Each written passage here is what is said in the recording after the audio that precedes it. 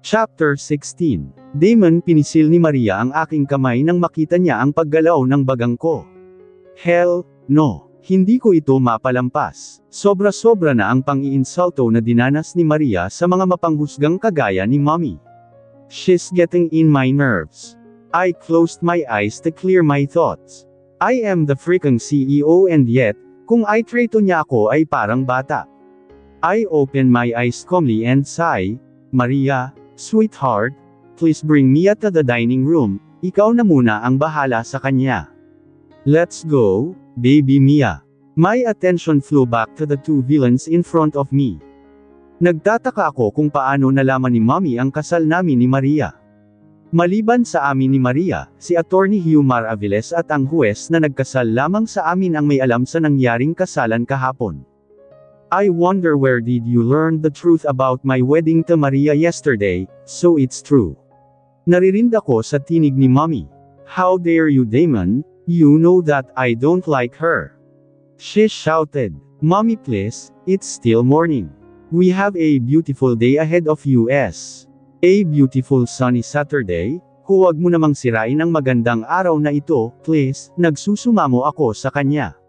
Sinira mo na nga eh. Paanong hindi sisirain? Sinira mo na hindi lang ang araw ko kundi ang buhay mo. What? Nagsimula na akong mairita sa mga sinasabi ni Mommy, walang kwenta at hindi makatarungan na accusations. Damon naman, she stomped on her feet. Hindi ka pa nakontento sa pagpapauto mo sa pamilya niya. Pinakasalan mo na talaga ang alilang iyon. Ha! Pinaghahampas ni Mommy ang aking dibdib. Kulang pa na binayaran mo ang utang ng pamilya niya, natubos mo na ang kanilang bukirin, nagpatayo ka pa ng bahay sa lusak na pinanggalingan ni Maria, pinakasalan mo pa talaga. Why? If you need shut up Mom. Shut up please before I forget that you are my mother. I shouted at her. Napaatras si Carmela dahil natakot sa aking pagsigaw. My mother covered her mouth with both her hands. Sigurado akong hindi siya makapaniwala sa aking pagsigaw sa kanya. I raised my tone several times at her, but this time may kakaibang bigat ang aking tono dahil hindi ko na kayang pigilan ang aking sarili. She's way out of line. Nakakawalang respeto na siya. Ikaw lang yata ang ina na hindi masaya na ang kanyang anak ay masaya. Bakit ayaw mong lubayan si Maria? Alam mo ang sagot riyan Damon.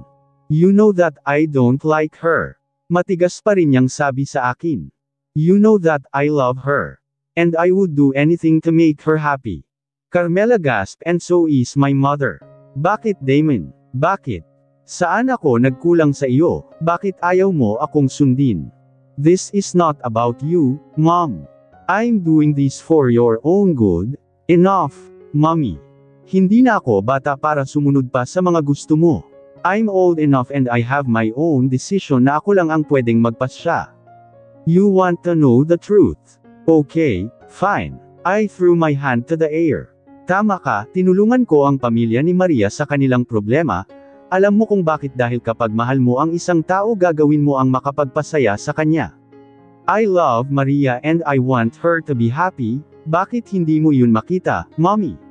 Bakit ka ba galit dahil mahirap siya? It's not that she has a choice. Hindi niya gusto na maging mahirap. Umiling si Madam Luz Diminda. Hindi ako makapaniwala na nagkaroon ako ng anak na gunggong. Netoringan kang CEO ng kumpanya pero Damon anak, bakit ang hina ng kokote mo? Bakit ka ba ganyan? Gagamitin ka lang ng pamilya niya, gaya ng nangyari, you're wrong, hindi alam ng pamilya ni Maria na may relasyon kami ng apo nila kusang loob ang pagtulong ko sa kanila because they're all like leeches. That woman out there is ABH. She motioned to the dining room. That woman you called leech is my wife. I can't tolerate you anymore. Bago ko pa malimutan na ikaw ang aking ina, mabuti pa na aalis na ako sa mansion with Maria and Mia. No, Mother and Carmela said, hindi mo pwedeng ilayo sa akin si Mia Damon, watch me. I turned my back and take a step towards the kitchen. Subukan mo lang na umalis sa mansion na ito Damon. Mawawalan ka ng mana at, ano bang kaguluhan ito? Ang aga-aga, ano na naman ang problema mo Luz Diminda? I glanced at my father. Daddy, nanlumo kong bati sa aking ama. Nilapitan ko ang aking daddy at nagkamay kaming dalawa. I wish I could wish my father well. pero dahil sa ginawa ni Mommy, nawala na ako ng gana na kausapin maging ang aking ama. Iyan, ang magaling mong anak, alam mo ba kung ano ang ginawa niya? Kahapon, pinakasalan niya ang kanyang walang kwentang girlfriend. Tuluyan ang nabaliw sa, "Shut up, Luz Diminda," Dad shouted. "What is wrong with the woman I loved 35 years ago? Hindi na ikaw ang Luz Diminda na minahal ko noon. Isang simple at mahirap na babae. Na sa kabila ng iyong kalagayan ay tinanggap pa rin ng aking pamilya. Nakalimutan mo na ba kung saan ka nagmula, Luz Diminda? Kahit kailan hindi ka nakarinig ng pang-alipusta at insulto mula sa aking pamilya. Tinanggap ka nila sa kabila ng iyong kahirapan kagaya ni Maria. Kaya kung meron man dapat unang tumanggap kay Maria ay walang iba kundi ikaw. Dahil kagaya ni Maria o baka higit pa, masahol ka pa sa daga noon." I was so shocked to hear Daddy's revelation. Hindi ko sukat akalain na ang aking ina na kung umasta ay akala mo mula sa isang royal family ay dati palang mahirap. Lumaki kami ni Monica na may gininto ang kutsara. Everything was provided for us. I thought both my parents are billionaires since my mother has no qualms in showing all her wealth to everyone. I never thought that it was only my dad's wealth and not mom's money. She's just a street rat, may be worse than Maria. I sneered at her. What? Matalim niya akong tinitigan. Umiling na lamang ako na umatras palayo sa kanya. Galit siya na binalingan si Daddy. How dare you, Rogelio? How dare you? Siguro napahiya siya sa pagbunyag ni Daddy sa kanyang tunay na katauhan. So, it's true, napasulyap ako sa aking kapatid na nakatayo na pala sa gilid ng aking ama. Crossing her arms she said, "Ginang Narcissa is telling the truth after all, pinulot ka lang pala sa lupa ni Daddy, wala kang kwentang babae, pero kung makaasta ka akala mo ay pag-aari mo ang mundo. Nang dahil sa iyo ay nawala ng ama si Robert dahil mata pobre ka. Inilayo mo siya sa amin dahil ang sabi mo wala siyang kwentang lalaki. You're a monster." Pak! Isang nakatutulig na sampal ang dumampi sa pisngi ng aking kapatid. Monica, mabilis ko siyang inilalayan nang muntik pa siyang matamba. You will not disrespect me. I know what I'm doing. Pak! She gasped when my father slapped her. She brought her hand to her cheek. Hindi siya makapaniwala na nakatanggap siya ng isang malutong na sampal mula sa aking ama. Nanatili siyang napanganga ng isang buong segundo bago nakapagsalita. You slapped me, Rogelio. Nanlilisik ang kanyang mata na nakatitig kay Daddy. You just slapped me. Tanong niya na parang hindi makapaniwala. Mula pagkabata namin hanggang sa kami ay lumaki ni Monica. Hindi namin nakitaan na nag-aaway sina Mommy at Daddy. Higit sa lahat, hindi namin nakitaan na nanakit si Daddy sa kanya, until today. Yes, sana noon ko pa ginawa ito, sana noon ko pa pinutol ang sungay mo, Luz Diminda. Nang dahil sa iyo, hindi na naging maligaya si Monica. Wala kang kwentang ina. Pinagsisihan ko na hindi kita na disiplina noon. Mula sa araw na ito, ayoko nang marinig na makialam ka pa sa buhay ng mga anak natin. Are you out of your mind, Rogelio? Ginawa ko lang ang mga bagay na dapat kong gawin dahil mahal ko kayo. Para sa inyo lahat ng mga bagay na ginawa ko. Huwag mong ipamuka sa akin na wala akong kwentang asawa dahil naging bahagi ako para lumago ang mga kumpanya natin. Tandang padamdam panipik. Wala kang pag-aari, kay Daddy pala lahat nagmula ang mga yaman na naging dahilan ng iyong pagiging mayabang. I hate you. Hindi na napigilan ni Monica ang bugzo ng kanyang damdamin.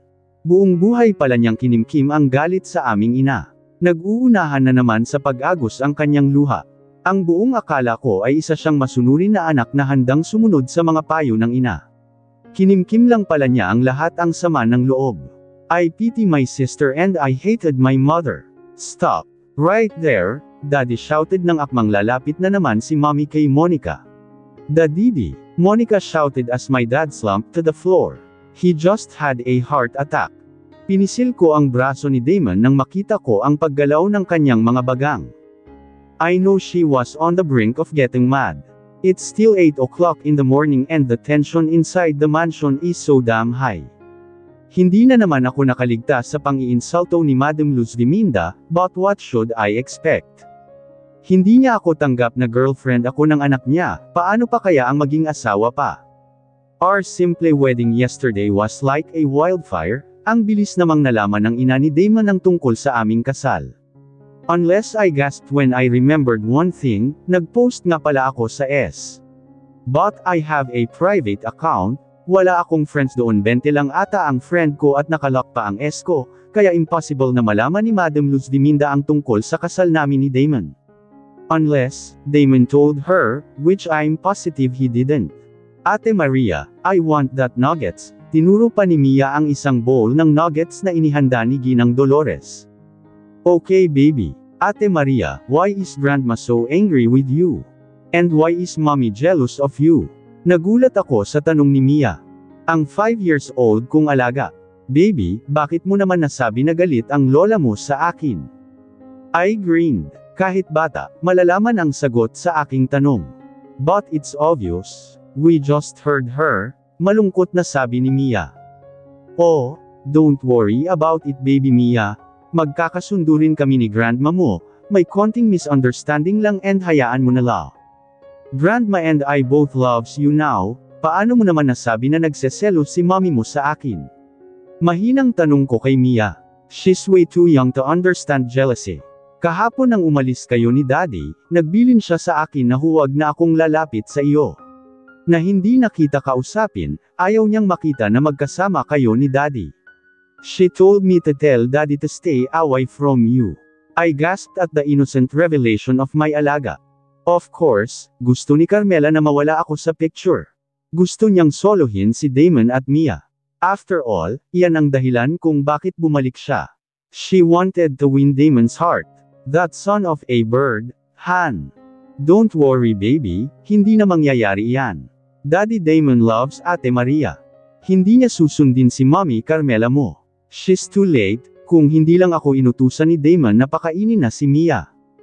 I'd love to see the shocking reaction of Carmela, kapag inaamin na ni Damon ang totoo na kasal na kami. Habang patuloy sa pagkain si Mia, hindi ko maiwasan ang mag-alala kay Damon. Pinagkaisahan na siguro siya ni na Madam at Carmela. Ate Maria, your phone is ringing. Thank you baby, mahina lang kasi ang volume ng aking cellphone. Hindi ko na naririnig ang pag-ring nito dahil mas nais kong marinig ang pag-uusap nila Damon sa may hagdan. Pero dahil sa disenyo ng bahay ni na Damon na secure ang bawat rooms, at ang mga hallway nito at malayo ang distansya ng living room to dining room, ay wala akong naririnig. Kahit pa na magsigawan sila siguro mahina na lang ang masagap ko. Hello, I answered the call. Bakit hindi ka nag-reply sa aking chat, kahapon pa iyan Maria? Now I need to call you pa, bakit masyado na bang mahapdi ang kifi mo? Sagad na ba ang tarugo ng asawa mo? Napasinghap ako ng malakas at bahagyang lumayo sa dining table na kinaroroonan ni Mia. Kahit hindi kasi naka-loudspeaker ang phone ko ay parang ako ang nahihiya sa mga litanya ng pinsan kong si Linda. What? Don't what me, Maria Socorro Salvacion Purisima Sandoval Montemayor, parang nakikinita ko na nagsalpukan na ang kilay ni Linda sa kabilang linya. Kamusta ang buhay ng bagong kasal, ayos naman ba? Sarkastikong tanong niya sa akin. Muli akong napasinghap sa sinabi ni Linda. How did she know and then it hit me? Of course, kasama siya sa 20 na friends ko. I posted a story about my wedding to Damon yesterday and oh my gosh. Nag-stalk siguro sa account ni Damon. Or maybe she asked Lola and Lolo about Damon's name. Got your tongue. Maria Socorro Salvacion Purisima Sandoval Montemayor. Tuldok panipik. Inson, stop it. Anong stop it? Stop it ka dyan, ikaw ha. Ano pa ba ang sekreto na itinatago mo sa amin ha? Huwag mong sabihin na guni-guni ko lamang ang nakita ko sa S mo. I can explain. Kung hindi kita nahuli, hindi ka naman pahuhuli ng buhay eh. Kung hindi pa pumunta rito ang mga tauhan ng matapobreng ina ng asawa mo ngayon ay hindi namin malalaman na boyfriend mo pala ang amo mo. Kaya ganon na lang ito kung makatulong sa iyo. Todo bigay. Wait, tama ba ang narinig ko? Totoo ba balayan Linda, pinuntahan kayo ng mga tauhan ni Madam Luz Viminda? Napahigpit ang hawak ko sa aking cellphone. Hindi mo kasi binasa ang message ko kahapon palayan ng hapon. Bakit masyado ka nang pagod sa pagkatay ng amo mo sa iyo at, Linda please, I'm serious. Bakit Maria, sa palagay mo ba, nakipagbiruan ako sa iyo? Narinig ko na may iritasyon na bumangon sa boses ni Linda. I'm sorry, kung hindi ako nakapagsabi sa iyo ng totoo, bamantong hininga ako. How can I tell her? How can I tell them? Na basta na lang ako umibig sa aking amo na 14 years ang tanda sa akin. Na nahulog ang loob ko sa aking amo kahit na may anak na. It's complicated to tell, besides, marami na akong inisip at that time of my relationship to Damon, maraming komo-kontra, hanggang ngayon. I was wrong, I'm sorry, but please tell me, ano ba ang ginawa ng mga tauhan ni Madam Luz Rian? Bakit niya kayo pinuntahan? Bumilis ang tibok ng aking puso. Lalo na nang maalala ko ang sinabi ni Madam Luz. Dati na niya aking pinagbantaan na mapipilitan siyang gagawin ang kanyang plano, so this is it. Hindi lang iyon banta, she's not just threatening me. Talagang may balak nga siyang masama sa pamilya ko. Sa worry ko ay naninikip ang dibdib ko. Please tell me that you're okay, that Lolo and Lola are fine. Ano ba ginawa ng mga tauhan ni Madam Luz Diminda sa bahay natin, Linda? Mariin kong tanong sa kanya. Siyempre, pinagbantaan nila sina Lolo at Lola, pero dahil si Lola lang ang nasa bahay nang dumating sina Melchor Gaspar at Baltazar, I knitted my brow. Yes, naabutan ko silang inalok nila ng pera si Lola katumbas ng paglayo sa iyo sa piling ni Damon. Ang mga gunggong na iyon, walang kaalam-alam na habang nakipag-negotiate sila kay Lola, kasal ka na pala. What did Lola's reaction? I'm worried about Lola's reaction. Tuldok. What do you think, Maria? She raised her tone to me. Linda, I'm sorry. Siyempre, natulala. Hindi naman nila alam na ang amo mo na tumutulong sa kanila sa pagtubos ng lupa at pagbayad ng utang at higit sa lahat sa pagtulong na magkaroon kayo ng Disney na bahay rito sa Granada Hills ay boyfriend mo pala. Well, that was what the three gunggong hari told Lola Daisy. Sa huli ng kanilang pag-uusap ko na kasi sinawalat na hindi lang kayo mag-jowa ng amo mo, kundi mag-asawa pa. So, hindi kayo sinaktan ng mga tauhan ni Madam Luz Diminda. Hindi. Si Lola pa ang nag-worry sa iyo dahil sa sinabi nila na may masamang mangyari sa iyo kapag hindi ka nila kukunin riyan sa Maynila at ilayo kay Damon, and again, this was before I revealed the truth that you and Damon are officially licensed marriage. Ano naman ang sinabi ni Lola? Ibaba ko ang cellphone, Maria. I'll turn off this call. Kindly read my message na kahapon mo pa dapat binasa pero dahil busy kayo ni Damon sa paggawa ng bata ay hindi mo na siguro muling chinek ang cellphone mo. Sana ay nakita mo ang message ko. Naku Maria, nanggigigil ako sa iyo ha. Pa-post-post ka pa at nag-my day ka pa, 20 lang naman ang S-friends mo. Nakalock pa ang profile, my God. What's the point? Tandang padamdam panipik. Ako na ang tumapos sa tawag ni Linda. Dalidol kong pinuntahan ang messages, chat at binasa ang unread message. It's true, kahapon pa niya nang send ng mensahe sa akin. Maria, patay kang bata ka. Nag-asawa ka na pala riyan, hindi mo man lang pinaalam kay Lola at Lola ang tungkol dito. Alam mo bang sobrang lungkot ni Lola kaya inatake siya ngayon, kailangan nung umuwi rito kung nais mo pa daw siyang abutan ng buhay. Ang dahilan ng kanyang atake ay dahil pinuntahan sila ng mga tauhan ng matapobreng ina ng iyong asawa na amo mo noon na asawa mo na ngayon. Anyways, pinagbantaan nila si Lola na kapag hindi ka raw kukunin riyan sa Maynila ay may masamang mangyayari sa iyo. Umuwi ka na Maria. Come home, Maria.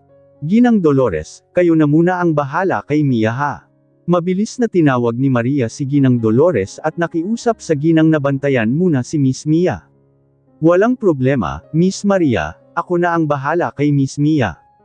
Sabi ni Ginang Dolores. Tinawagan niya ulit si Linda ngunit naka-off na ang cellphone nito. Hindi na nagring pa. Nagsasabi ba siya ng totoo? Inatake nga ba ang kanyang lola?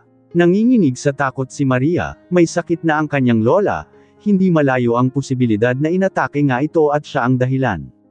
Mia baby, maiwan muna kita kay Ginang Dolores. Pwede ka bang mag-iingat para sa akin baby? Hindi pa tapos kumain si Mia, hindi naman ito pwedeng patigilan ni Maria, sarap na sarap pa kasi ang bata sa kanyang pagkain. Mabilis na lumabas sa dining room si Maria. Kailangan niyang sabihin kay Damon ang tungkol sa ginawa ng kanyang ina doon sa bukid. Kaya pala nalaman ni Luz Diminda ang tungkol sa kanilang kasal. Doon pala niya nakuha ang balita sa pinsan niya. Damon, napasinghap si Maria sa eksena na naabutan niya doon sa living room. Hawak ni Damon ang kanyang ama na walang malay at pinaupo sa isang wheelchair na dala ng humahanggos na si Jemel. Umiiyak si Monica sa likuran ng wheelchair na ngayon ay mabilis ngunit maingat na tinulak ni Damon patungo sa main door palabas ng mansion. "Daddy, please wake up, Daddy, wake up please." Si Carmela naman ay nakaalalay kay Madam Luz Viminda na tulala at nakaawang ang bibig habang hinayla siya ni Carmela at sumunod sila kay Damon. What happened? Naiwan si Maria na nakatingin sa ngayon ay abandonado na living room. Of course, she knows what happened. She knows that her father-in-law has a heart attack. But she wanted to know why and how did it happen. May maintenance naman ang ama ni Damon, regular rin ang papunta nila sa doktor. Hindi rin ito nagkulang sa exercises and enough diet. They have all the resources, ingat na ingat sila sa pag-aalaga kay Mr. Rogelio Montemayor. Ano kaya ang nakapagpa-trigger para atakihin ang kanyang mabait na biyenan na lalaki? Nagmamadali na lumabas si Maria at sumunod sa kanila, she needed to be there too. Damon needs his support too. But what about Mia? Hindi naman pababayaan ni Ginang Dolores ang bata. She's old enough to take care a child. Damon. Tinawag niya ang atensyon ng asawa ng nasa driveway na ang Wave wheelchair accessible vehicle. Sa pagkakataong ito ay pinasok na nina Jemel at Jundel ang wheelchair sa loob kung saan lula nito si Mr. Rogelio Montemayor. Malungkot na nilingan ni Damon si Maria na mabilis na tumakbo sa gilid ng asawa at niyakap nito ito ng mahigpit. "Pwede ba akong sumama sa iyo? Let's go." Binuksan na ng driver ng Honda Odyssey ang side entry ng Wave para sa pamilya na gustong sumama sa hospital. Doon umupo sina Carmela at Madam Luz Viminda. Samantalang sina Monica, Damon at Maria naman ay nasa rear entry configurations umupo para masamahan na rin nila si Monsieur Rogelio. Napansin ni Maria na sa loob ng private Wave na sinasakyan nila ay maluwag dahil pwede rin ito sa stretcher, maliban sa wheelchair. The vehicle is equipped with necessary medical equipment to provide care during transportation, minus the staff. Agad na naaalala ni Maria ang kanyang lola, saan dinala si lola niya. Kung intake ito, saang hospital ito isinugod nina Lolo at Linda? Anong klaseng atake kaya ang nangyari kay lola? Humanda talaga si Linda sa kanya pag makauwi na siya sa probinsya. Binaling ni Maria ang paningin kay Damon habang ang asawa ay panay ang tingin sa saan. Umaga at Sabado pa, kaya super traffic ang highway. Damon cursed aloud, na lalo lamang ikinataranta ng driver nila. "Daddy." Panay naman ang pisil ni Monica sa kamay ng kanilang ama. "She's crying. I'm sorry, Dad, I'm sorry." Kumunot ang noo ni Maria. "Is Monica the reason why Monsieur Rogelio had a heart attack?" "That's enough Monica, it's not your fault." Mariin na sabi ni Damon.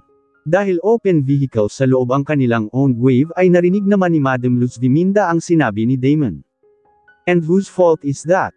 Matigas din na sabi ni Madam Luz Viminda. Nilingan nito ang rear entry configurations at matalim itong nakatingin sa kanila sa likuran. "You started the commotion mother," tiimbagang nasabi ni Damon. "It's entirely your fault. Now, stop talking and learn to shut your mouth for once before I forget that you are my mother." Mahina ngunit matalas ang pagkasabi ni Damon na parang kutsilyo ang talam ng bawat salitang binitiwan. Kinuyam ni Damon ang kanyang palad at pumikit ito. "Can you get any faster, Mang Dan?" Tanong ni Damon sa kanilang driver. Pinisil ni Maria ang hita ni Damon.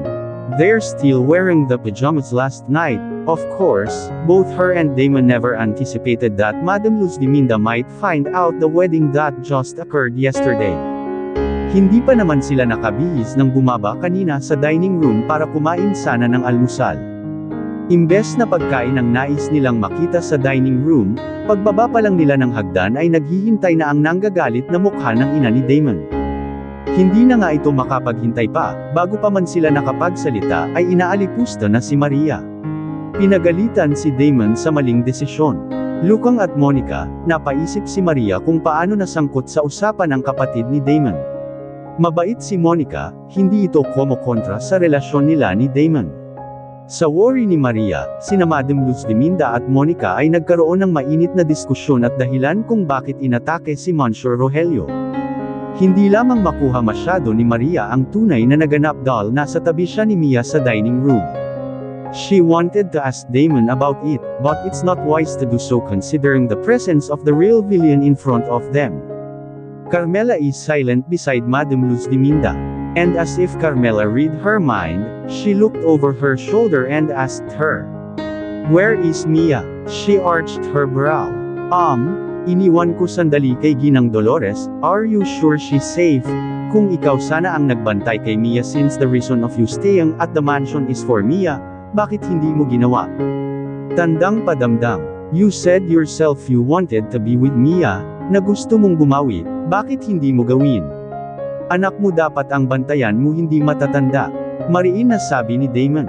Napasinghap na lamang si Carmela at pinagmasdan ang galit na katabi.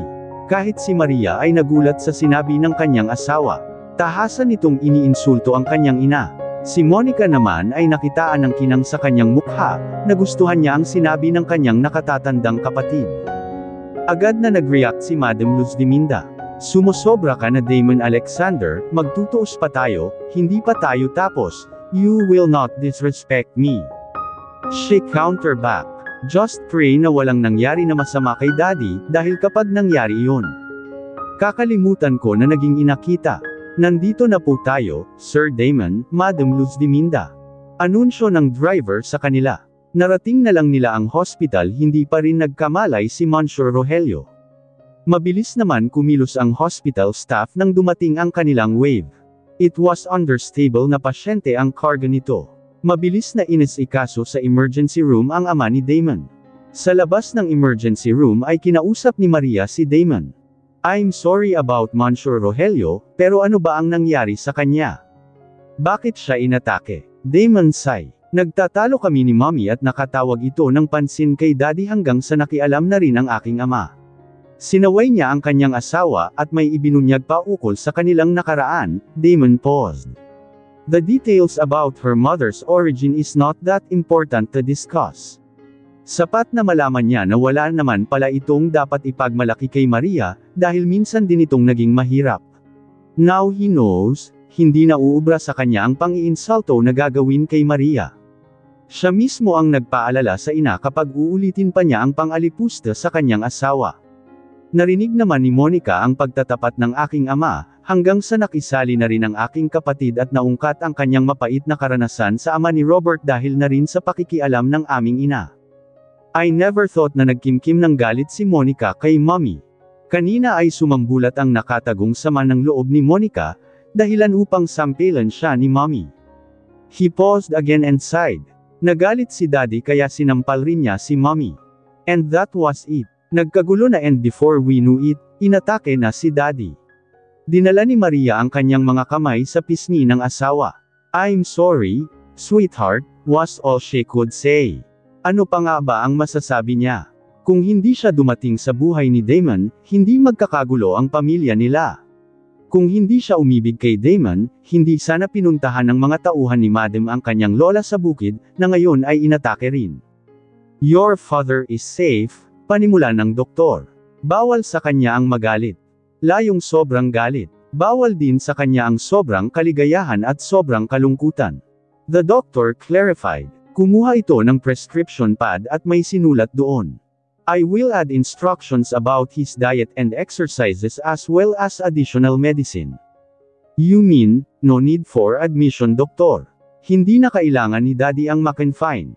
Monica asked. Yes, Miss Montemayor. Mag-iingat na lamang kayo dahil ang susunod na atake na mangyayari sa inyong ama ay maaring fatal at baka hindi na niya kakayanin pa. Babala ng doktor sa kanila. Maraming salamat po, doktor, sabi ni Damon at magalang na silang nagpaalam. I'm happy that you're fine, Daddy. I'm very sorry. Monica hugged her father. Niyakap rin ni Monsieur Rogelio Montemayor ang kanyang bunsong anak. Don't worry, iha. Matibay si Daddy ninyo. Nakangiti na pinisil ni Rogelio ang kamay ni Damon na nakahawak sa kanyang balikat. Ngiti na lamang ang tanging sagot ni Damon sa sinabi ng ama.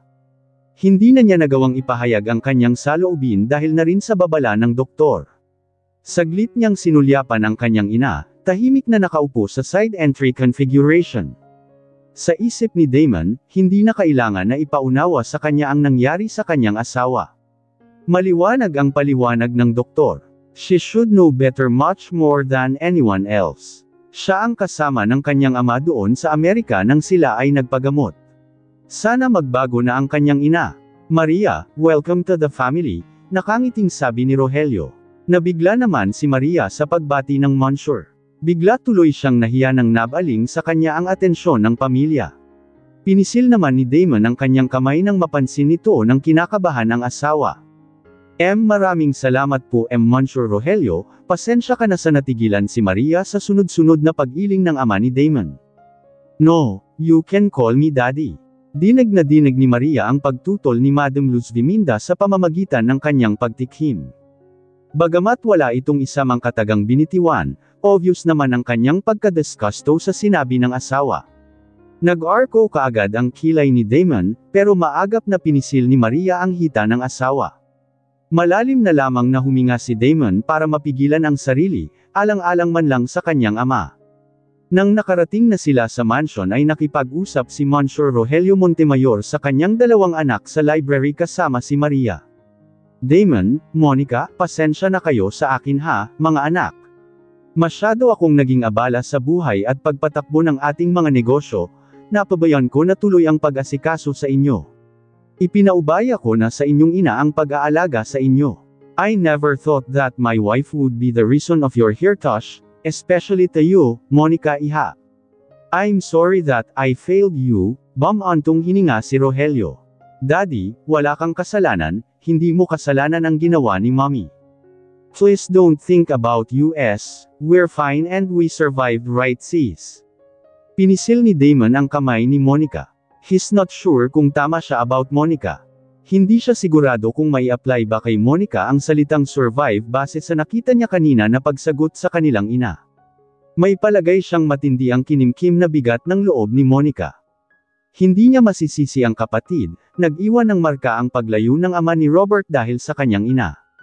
His poor sister suffered from depression and after giving birth to Robert, she was sent to America. Pabalik-balik na lamang siya sa bansa for Robert. But the truth is Monica was trying to heal the pain of her mother's betrayal. Ang pangingialam ng kanilang ina ay mahirap kalimutan. Yes, Daddy, it's not your fault. Pasensya ka na ha, nawala lang ako sa aking sarili kanina. It was all my fault Daddy. Please don't think about me, tama si Damon. I survived. Masaya na akong makita si Robert na masaya at makatapos ng pag-aaral balang araw. Maria was truly speechless beside Damon. She felt a little uneasy as to why sinama pa siya ni Mr. Rogelio sa kanilang meeting. Naasiwa siya na mapakinggan ang sekreto ni Monica at ang pagbunyag sa lihim ni Madam Luz Viminda. Mahirap lang rin pala ang ina ni Damon kagaya niya. Maria couldn't believe it. Bakit ang sama-sama ng ugali nito? Bakit galit siya sa mga mahihirap na kagaya niya, kung isa naman pala itong mahirap? At ang ama ni Robert, mahirap din na kagaya niya kung kaya pinigilan rin niya si Monica na makasama ito. Nasaan na kaya ang ama ni Robert? Now, mas nakapagdesisyon na si Maria na huwag na lamang magsumbong kay Damon, tungkol sa pangbabastos ni Robert sa kanya noon. Tumigil na ito sa pagtatake advantage sa kanya. Baka nagbago na rin si Robert lalo na nang makita niya na mahal siya talaga ni Damon. Ayaw na dagdagan pa ni Maria ang problema ng pamilya. May pagkakataon man na siya ay nagtataka tungkol sa upbringing ni Robert, ngayon naintindihan na niya kung bakit. Kulang pala si Robert sa alaga ng isang ina at lalong salat naman sa gabay ng isang ama. Para sa inyong dalawa mag-iingat ako. Of course, gusto ko pang makita ang mga apo ko with you Damon and Maria, saad ni Rogelio. Namula si Maria sa hiya, bagamat matagal na nilang ginagawa ang mga bagay na para lang sa mag-asawa, ay hindi pa siya nabuntis. Maybe it's not her time yet to get pregnant. Kimingiti lamang ang binigay ni Maria sa ama ni Robert. And I want you to be happy again Monica. I wish you will find another man that makes you happy just like before. Thanks Daddy, don't worry about me. I want you to focus on your health and the doctor's instructions, Dad. I will take care of you. Thank you La. huwag kayong mag-alala, matibay itong ama ninyo. Nakangiting sambit ni Rogelio, but, mariin niyang tinitigan ang dalawang anak. In case something happens to me, dahil tao lang tayo. We cannot predict the future. I have already settled and divided my assets to both of you. Tuldok panipik. Damon and Monica shifted uneasy to their seats. Come on, Daddy. No, it's alright, son. He cut off Damon. Hindi natin saklaw ang mangyayari bukas. We better talk it right now. Sabi pa ng batihing Monsieur Rogelio. Another thing, kahit gaano pa kayo kagalit sa inyong ina, huwag kayong mawala ng respeto sa inyong ina. Alalahanin ninyong utang ninyo ang inyong buhay sa kanya. Sana ay mapatawad ninyo siya sa ginawa niyang pangingialam sa buhay ninyo. She believes that she's doing you a favor, but she's entirely wrong. Tulungan nating ipaalala sa kanya ang kanyang pagkakamali, malinaw na saad ni Monsieur Rogelio. Tumanggaw sina Damon at Monica bilang pagsang-ayon sa kanilang ama. That would be all, mga anak. May mga tanong kayo? Wala na aking tanong, Daddy. Tuldok panipik. Sagot ni Monica. Malinaw ko pong naintindihan ang lahat, Daddy. Damon said. Very good, mga anak. What about you, Maria? By the way, ako na ang humingi ng pasensya sa mga pang-iinsulto ng aking asawa sa iyo. Maria, pasensya ka na. Walang anuman, Monsieur Daddy. Maria blushed. Nakapanibago na tawagin mong Daddy ang Panginoon ng mansion. Naintindihan ko po si Madam Luz Diminda, tama kayo, iniisip lang niya ang kapakanan ni Damon, hindi ko rin siya masisisi.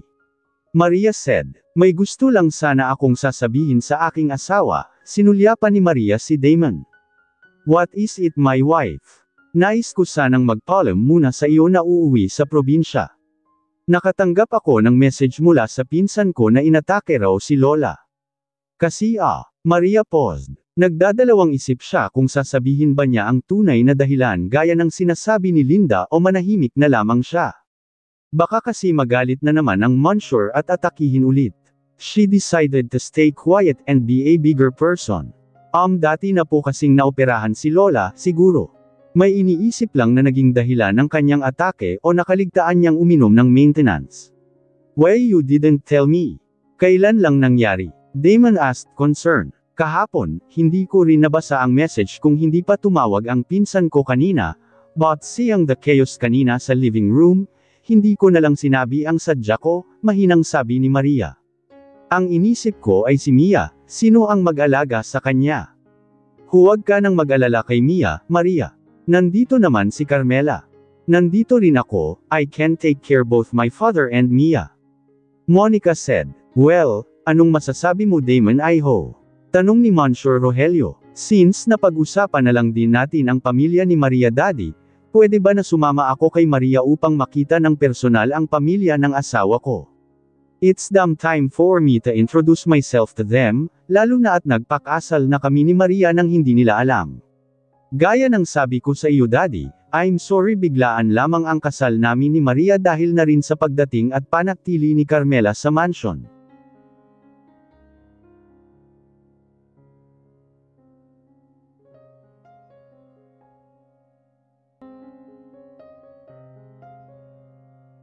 Chapter 17. Nagpaikot-ikot ang piloto ng private plane ni Damon na naghahanap ng malawak na lugar na pwede siyang maglanding. There, tinuro ni Damon ang isang talahiban na nasa tapat ng bukirin ni Lolo Alberto. Dinala ni Damon ang kanyang private plane dahil nais niyang makabalik sa Maynila anumang oras na gusto niyang bumalik dahil sa kanyang trabaho, dahil kay Mia, at dahil nag-alala siya sa kanyang ama. Thank you, baby ko, napasiksik ako sa dibdib ni Damon bago pa man lang tuluyan na ng land ang private plane sa malawak na talahiban. Namangha ako nang sa di kalayuan ay nakita ko ang malapit ng matapos na bahay na pinatayo ni Damon. Ang talahiban ay hindi malayo sa bahay na pinapatayo ni Damon para sa pamilya ko, especially for my lolo at lola. You know, I'm not feeling comfortable looking at that. I pointed to the ongoing construction of the two-story house. Oo nga sana ginawa ko na lang 3 floors. Ang lapad kasi ay hindi na pwedeng dagdagan pa ng espasyo dahil sa lupa na, no. Hindi yan ang ibig kong sabihin. So, the design, hindi mo ba nagustuhan ng I kiss him on the lips. I don't care about the pilotos. Nakita ko kasi sa gilid ng aking mata nang umiti sila. Nang maramdaman kong agad namang tinugon ni Damon ang aking halik, I slowly pushed him. Hey, you're atheist, you know that. I smirked at him. What was that for? He asked, a little annoyed. I laughed at his frustration. Dakdak ka kasi ng dakdak riyan, hindi ako makalusot sa iyo. Tuldok panipit. I grinned. At bago pa siya magreklamo ay sinabi ko na ang gusto kong sabihin. I mean, ayaw kong isipin ang pamilya mo, lalo na ng ina. I mean, ayaw kong isipin ni Madam Luz Deminda na sinasamantala ko ang relasyon natin o kaya ay hinuhututan kita. Which is why, sekreto kong ginagawa ang tulong sa iyong lolo at lola Maria, because I know na hindi ka papayag na gagawin ko ito. Baby, you should know that from now, ano man ang meron ako ay sa iyo na rin. Ano man ang pag-aari ko, ay pag-aari mo na rin. But, no more but Maria. I will do everything to make you happy, maluwang ang ngiti ni Damon. Now, can I have that kiss again? Tukso niya sa akin. Mr. Montemayor, sir. What? He glared at the pilot. I laughed at his expression, naunsyami kasi ang akmang paghalik niya sa akin. Napakamot na lamang ang piloto sa kanyang ulo. Clear for landing na po, sir. Damon sighed. Okay. Damon said to me, are you ready to face the wrath of your grandparents? He grinned. For the first time since I got into a relationship with Damon. Ngayon ko lang naisip ang maaring damdamin ng aking lolo at lola na walang kaalam-alam sa nangyayari sa kanilang apo sa Maynila. Na kung hindi pa nakialam ang ina ni Damon, hindi pa nila malalaman ang tungkol sa relasyon namin ni Damon. Are they mad at me? Angry with Damon? Nang hindi ako kumibo ay pinisil ni Damon ang aking kamay. Okay lang iyan, nandito naman ako, handa na panagutan ka, sasabihin ko sa kanila na pinikot mo ako, aray. He laughed. Ang owa mo Mr. Montemayor. Ikaw kaya ang hindi na makapaghintay na maging asawa ako no? Kahit sa banyo ba naman nag-propose? I stick my tongue out. He laughed. If I know, gustong gusto mo naman, may paiyak-iyak ka pa eh. Damon, nakasimangot kong sabi. He laughed even more. Hitam, pikan. Mrs. Montemayor, pikan, maari na po kayong bumaba Mr. Montemayor, Mrs. Montemayor. Mahinahon na anunsyo ni Rigel Sanchez ang private pilot ng Montemayor's Group of Companies. Tumango si Damon na may iritasyon sa kanyang mukha dahil sa pangalawang beses na naputol ni Mr. Sanchez ang kanyang momentum. Tinawanan ko siya. Pagkatapos ng maglanding ay pinatigil na ng piloto ang makina. Inalis na rin ang brake upang ang eroplano ay makagalaw at nagsenadoryas na nga sa amin na matagumpay kaming nakaland, kaya pwede na kaming bumaba. Nang handa na ang integrated stairs na bahagi mismo ng eroplano ay sumunod ako kay Damon na maunang lumabas. Oh wow! Ang preska ng hangin, isn't it Maria? Masayang sabi ni Damon. Napangiti pa ako nang nilatag pa niya ang kanyang mga braso palawak upang damhin ang lamig ng simoy ng hangin. Holiday season is fast approaching, kaya dama na ang lamig ng simoy ng hangin, lalo pa dito sa bukid na kung saan mas malakas ang ihip ng hangin dahil sa mga malalagang puno ng kahoy. Subalit mabilis na bumaling ang tingin ko sa mga nagpupukpukan na martilyo sa unahan ng talahiban kung saan kami naglanding. At kasabay ng ingay na gawa ng construction ay ang ingay ng kaba ng aking dibdib. I slowly turned my attention to the ground. Hay salamat, napalunok ako ng laway nang sa wakas ang aking mga paa ay nakatapak na sa lupa. Tumaas ang kilay ni Damon. What? Inistima niya ako mula ulo hanggang paa. When realization hit him, he widened his eyes. Oh no! Niyakap niya ako ng buong higpit. You are afraid of heights. Tuldok. I'm sorry. It's not a big of a deal. Sabi ko na nabunutin ng tinak ngayong nakalapag na ang eroplano. Bakit hindi mo sinabi sa akin? I'm sorry, hindi ako nagtanong. Tuldok panipit. Damon cursed himself. Sana ay nagbarko na lang pala tayo. Tuldok panipit. Nakonsensya naman ako dahil sa sinisisi ni Damon ang kanyang sarili. Oh, please Damon, huwag mo nang sisihin ang sarili mo, gusto ko rin na maranasan na makasakay ng eroplano. Nahihiya kong sabi. Ito ang unang beses ko na sumakay ng eroplano, I'm lucky dahil private plane ito, hindi ako mapahiya sa pagiging inosente ko. I said laughing. Pero hindi tumawa si Damon. Sinisisi pa rin niya ang kanyang sarili. Umiling ito na hinalikan ang aking noo. I'm sorry, my love, next time, magtatanong na ako sa iyo. Pasensya ka na sa asawa mo ha. Maraming hindi alam, walang experience sa mga bagay-bagay. Gusto ko lang na hindi ka na mag-alala pa sa akin, ayaw kong naabala ka pa dahil sa akin. Ikaw nga ginagawa mo ang mga bagay na alarm kung hindi mo pa naranasan dahil lang sa akin. Pero hindi ka nagreklamo, so, pwede ba huwag ka nang makonsensya? Sabi ko sa kanya habang sinandal ko ang ulo ko sa kanyang matigas na dibdib. Hey, what is that? Mabilis akong napatayo ng tuwid nang maramdaman ko na parang may kidlat na tumama sa amin. Wow! Ang sweet inson ha, hanep parang pang celebrity ang dating.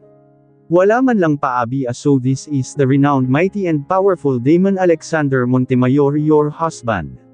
Nakakaloka ang ngiti ni Linda na nakatayo sa di kalayuan namin ni Damon. Linda, Maria. We jumped at each other, hugged at each other and kissed at each other. Kumusta ka na? Kumusta si Lola? Saang hospital ninyo siya dinala ayos lang ba siya? Bakit ka nandito sinong nagbabantay sa? Ang gwapo ng asawa mo inson, kahit ako naman Isang gabi pa lang siguro doon mawawala ang pagiging man-hater ko, ang gwapo inson. Nanggigigil na sabi ni Linda. Aray, nahampa ko siya nang wala sa oras dahil kay Damon siya nakatingin na naiwan sa likuran ko. Ang selosa mo naman. Ako lang naman, ako na pinsan mo, pagseselosan mo. Totoo namang gwapo Umi-NGO siya sa akin. I heard Damon chuckled. Hi, he said offering his hand for a handshake. I'm Damon, Maria's husband. Hello, I'm Maria's pretty cousin, Linda, at hindi ako nagbibiro, nakangiting sabi ni Linda. Han, I like her, love, kuwela pala itong pinsan mo. Palabiro, aba, kakasabi ko lang na hindi ako nagbibiro. Pinandilatan niya ng mata si Damon. Ako naman ay namula sa hiya dahil sa inasta ng pinsan ko. Aba Maria, bakit ka ba namumula riyan? Huwag kang mag-alala hindi ko aagawin ang asawa mo. Tumawa pa ito. Umiling na lamang ako na nagpaliwanag kay Damon. Paenya ka na mahal, makulat talaga iyang si Linda. Ang mabuti pa ay puntahan na natin sina Lola at Lolo sa bahay. Tiyak na matutuwa iyon na makita kayo. You mean, Lola Daisy is fine? Kunot-noo kong tanong sa kanya. Akala ko ba ay inatake siya, sabi mo pa, tinaas ni Linda ang kanyang kamay. Don't blame me, si Lola ang nag-utos sa akin na iyon ang sasabihin ko para umuwi ka. And you can't blame Lola too, kung hindi pa pumunta rito sina Melker, Gaspar, at Baltazar hindi malalaman ni Lola na may relasyon kayo, paliwanag ni Linda habang tinatahak na namin ang daan patungo sa munti naming bahay. Melker, Gaspar, at Baltazar. Nagtatakang tanong ni Damon.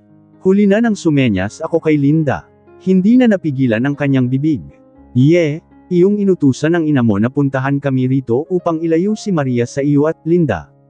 Sabi ko nang makita ko ang paggalaw ng bagang ni Damon. It's about your family. Pagkatapos ng mahigpit na yakap ni Maria kay Lola Daisy at Lolo Alberto ay ipinakilala niya ang kanyang asawa sa dalawa.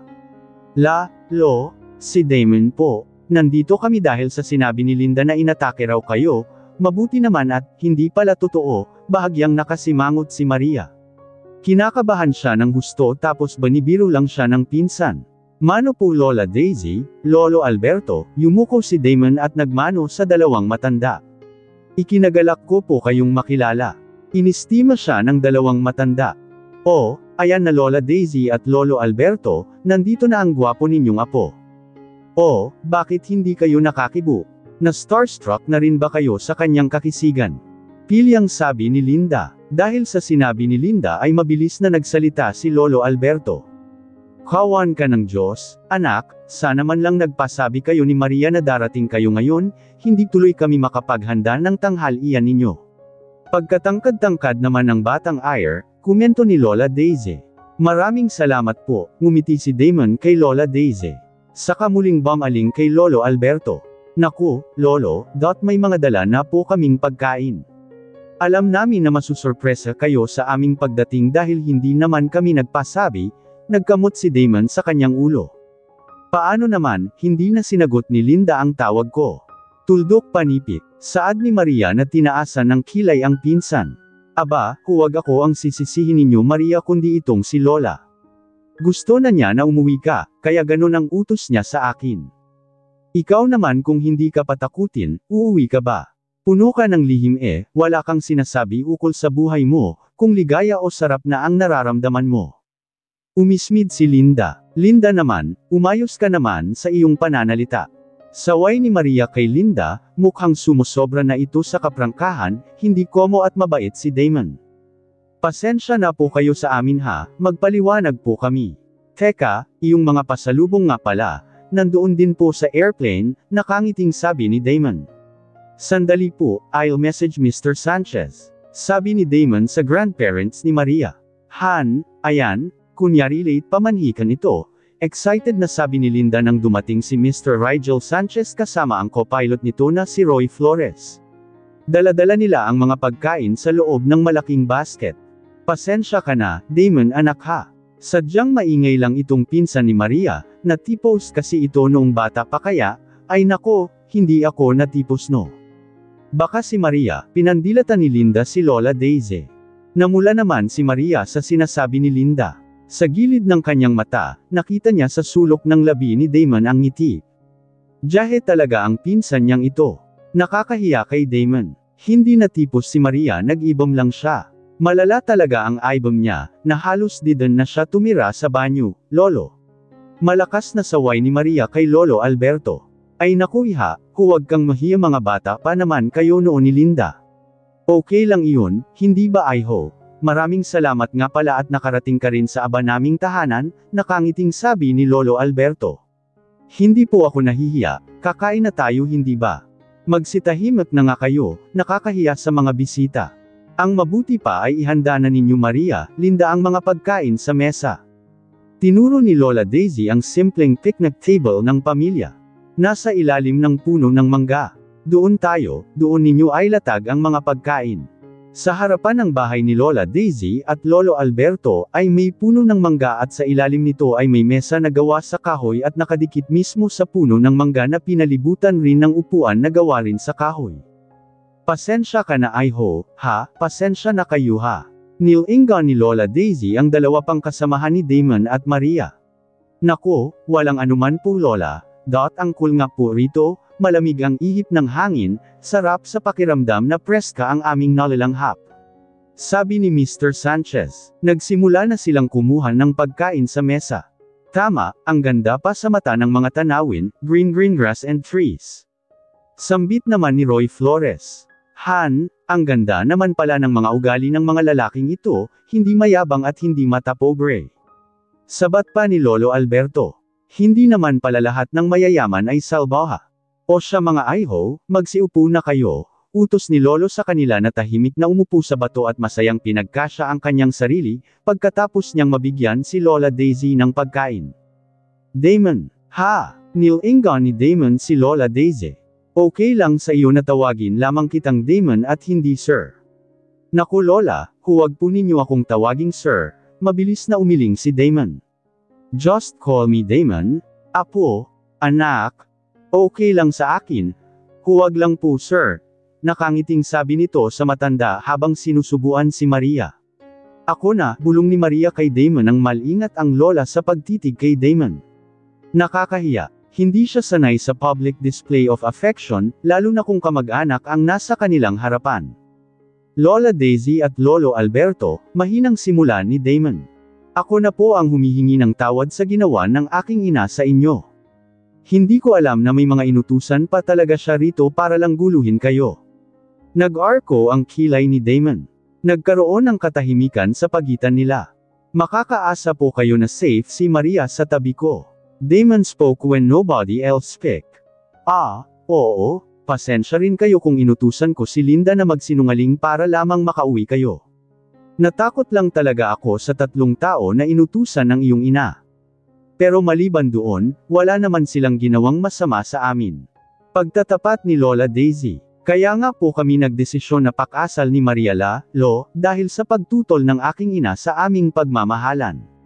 Tumango na lamang ang mag-asawa. Marami nga palang salamat sa mga tulong mo sa amin anak ha. Malaking bagay ang ginawa mong pagtulong sa amin. Pero sana hindi mo na ginawa iyon, lalo na at ayaw ng ina mo kay Maria, lisipin nila na sinamantala namin ang iyong kabaitan at kayamanan, malungkot na sabi ni Lola Daisy. You have nothing to worry about Lola Daisy. Desisyon ko yun and I'm happy to help.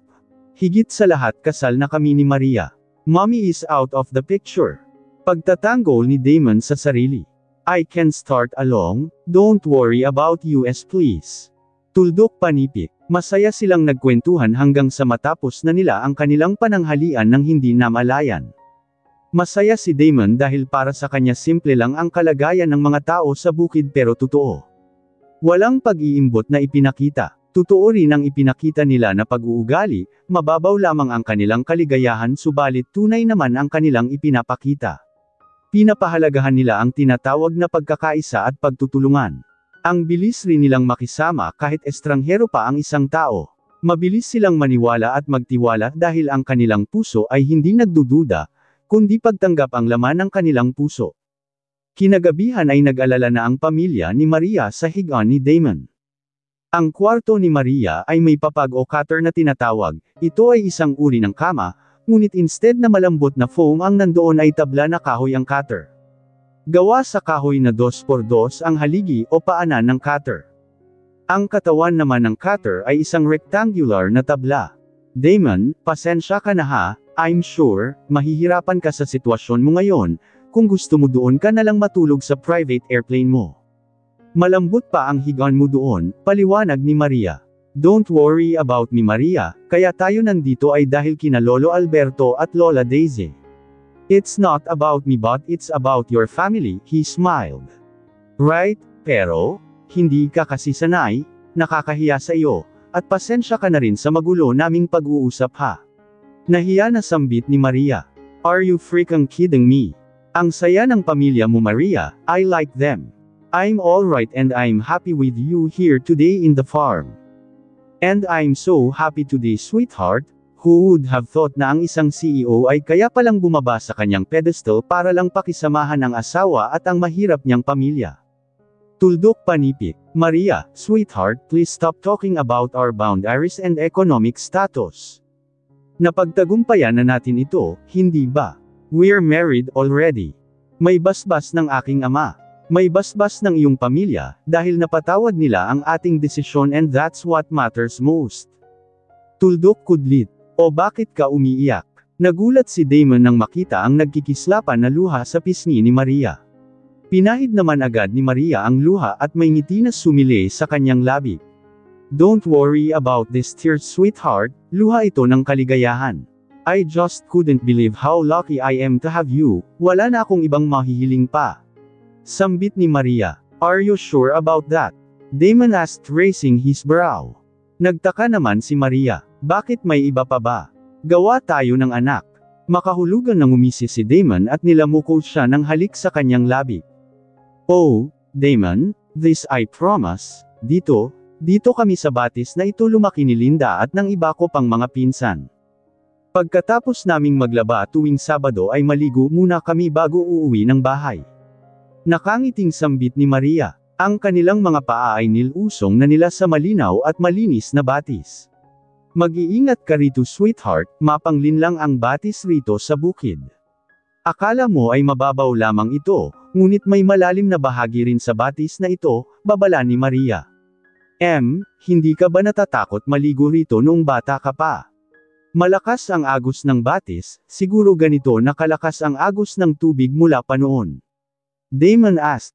Nag-isip si Maria. Actually, hindi naman ganito kalakas ang agos ng tubig noon. Siguro nagbabago na ang batis, hindi ba maraming dahilan kung bakit nagbabago ang lalim ng tubig? I bet ganun din ang agos nito, paliwanag ni Maria. Sa pagkakataong ito ay nakalusong na sila ng lubusan sa tubig. Dahil ang kanilang plano ay maligo kaya basa na ang kanilang mga damit. Habang nagpaliwanag si Maria ang kanyang suot na bestida ay sinisiklat ng tubig kaya naging sagabal ito sa kanyang katawan. Alam mo, mabuti pa ay haborin mo na ito. Sagabal lamang ito. Tinaas ni Maria ang kanyang dalawang kamay upang tulungan si Damon na maubad ang kanyang bestida. Bakit ka kasi nagsuot ng bestida? Alam mong may balak tayong maligo, hindi ba? Dumilim ang paningin ni Damon nang mapadako sa dibdib ni Maria ang kanyang mata. Dahil sa maliit lamang ang cutter o kama ni Maria, pagkatapos ay katabi pa ng silid ni na Lola Daisy at Lolo Alberto, baka magising ang dalawang matanda. O baka marinig ang kanilang mga halinghing. Pagkatapos maubad ni Damon ang bestida ni Maria ay inihagis niya ito sa malaking bato sa gilid ng batis. Be careful, ang bestida na iyan ay siyang gamit ko sa tuwing maligo ako rito sa batis. Nakangiting wika ni Maria. Hinubad rin ni Damon ang kanyang suot na t-shirt at iniwan na lamang ang suot na boxer. Lumuwa naman kaagad ang mata ni Maria nang makita niya ang bakat na katawan ni Damon. Pinaglakbay ni Maria ang kanyang mga kamay sa matigas na dibdib ng asawa. Napalunok naman ng laway si Damon nang maramdaman ang mainit na haplos ng kamay ni Maria sa kabila ng malamig na tubig sa batis na dumampi sa kanyang katawan. Maria, Damon. There is so much love and affection between them na hindi na kailangan nila ang mga salita upang maunawaan ang nagpupuyos nilang damdamin sa isa't isa. Their love and lust for each other is getting stronger and they wanted to pounce and dive into each other's bodies. Siniil ng halik ni Damon si Maria na agad namang tinugon ng dalaga. Sa tahimik na umagang ito, mga agos ng batis at huni ng ibon ang maririnig nilang dalawa sa paligid. At sa pagkakataon ng nagsanib ang kanilang mga labi, naririnig din nila ang mabilis na tibok ng kanilang mga puso. Napel-iyod si Maria nang baklasin ni Damon ang kanyang bra at inihagis rin ito sa ibabaw ng bato kung saan nandoon ang kanyang bestida at t-shirts ni Damon. Panipi. Ang mabilis na pagbayo ni Damon ay sumabay sa malakas na agos ng tubig. Ang bawat pagbuga ng hininga ng mag-asawa ay bumilis rin na parang hinahapo. Habol ang hininga, Damon said, "I'm siming Maria baby," paos ang tinig na sabi ni CEO. "Baby, I love you," he said huskily as he thrust one final blow to Maria's deepest core before he closed his eyes and stayed still holding the round behind of his little wife. Maria clung dearly to her husband's neck as she buried her face to Damon's chest. "I love you so much, Damon," she sobbed. "Why are you crying?" he asked, a bit concerned. Nasasaktan ba niya ang asawa? Dahan-dahan na lumakad si Damon upang umahan. Dinala niya si Maria sa malaking bato kung saan nandoon ang kanilang mga kasuotan. He carefully put down Maria. Pinahid ang luha ng asawa. "Did I hurt you?" Nag-alalang tanong ni Damon. Kung bakit naman kasi ang sikip pa rin ng asawa niya. Kahit ano pa yatang gawin niyang pag-araro kay Maria, hindi ito masanay sa higanti niyang sawa. "I'm sorry baby if I hurt you," ngumiti si Maria. Dinakma ni Maria ang alaga ni Damon na agad namang nanuklo sa kanyang kamay. Pinisil ni Maria pababa pataas sa kahabaan ng alaga nito ang kanyang kamay. "This thing is so addicting, so beautiful and I love you Damon."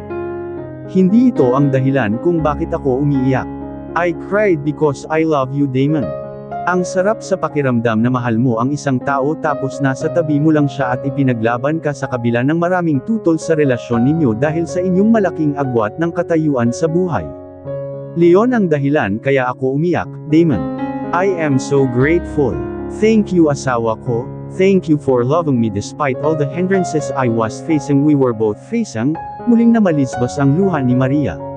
Binitiwan niya ang alaga ni Damon at sinuot ng asawa ang kanyang boxer pagkatapos nitong maisuot ang bestida ng asawa. "Nothing can come between us, Maria baby, I promise." On the third day, by the first week of December Mr. Montemayor, I guarantee you makikita mo na ang resulta ng pagtayo ng bahay na ito. Engineer Sherwin Iligan said. He was contacted by Mang Wilfredo dahil sa nagkasakit ang unang engineer na nag-asikaso at nang asiwa ng project. "That's good, Engineer Iligan. Sabihin mo lang sa akin o kaya kay Mang Wilfredo kung ano pa ang mga kailangan mo para sa isa katuparan at para sa mas mabilis na pagtatapos ng bahay." Tumango si Damon habang pinagmasdan ang kabuuan ng istruktura. Ang totoo, na-amaze si Damon dahil halos patapos na ang bahay. Mabilis ang kanilang paggawa, at bakit naman hindi, kumpleto ang mga materyales. 50 ang mga panday sa umaga at 50 panday naman sa gabi. Walang tigil ang paggawa araw at gabi kahit umuulan at umaraw pa. Eksaktong 3 buwan matapos na ang bahay na pinapatayo ni Damon. Ang 2 palapag na bahay na magiging pag-aari ng pamilya Sandoval ay kulay puti ang mga pader na nagbibigay ng kalinisan. Ang bubong nito ay yari sa mga matibay na tabla ng kahoy na may kulay brown. Malalaking bintana ang nagbibigay ng natural na liwanag sa loob. Ang driveway ay gawa sa konkreto na patungo sa garage. Nilibot ni Damon ang loob. Pansamantalang pinatigil ng engineer ang pagpagawa dahil sa inspection ni Damon. Sa loob, ang bahay ay nagpapakita ng modernong kagandahan. Ang mga pader ay kulay abo na nagbibigay ng kapayapaan. Ang sahig ay gawa sa maybe na kahit na nagbibigay ng init. Ang kusina ay may mga modernong kagamitan at sapat na cabinet.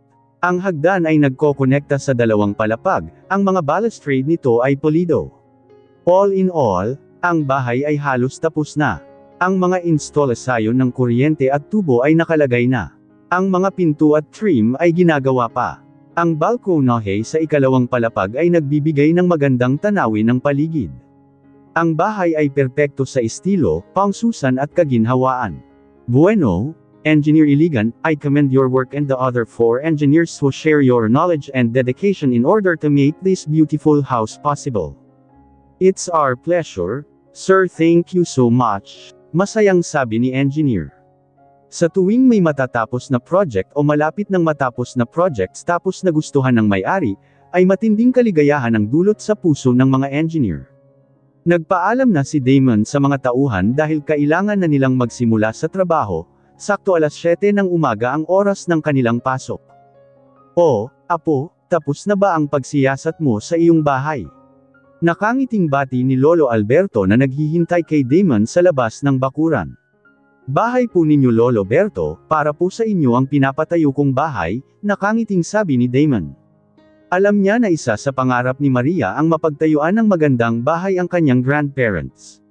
Tinutupad lamang ni Damon ang pangarap ng kanyang asawa.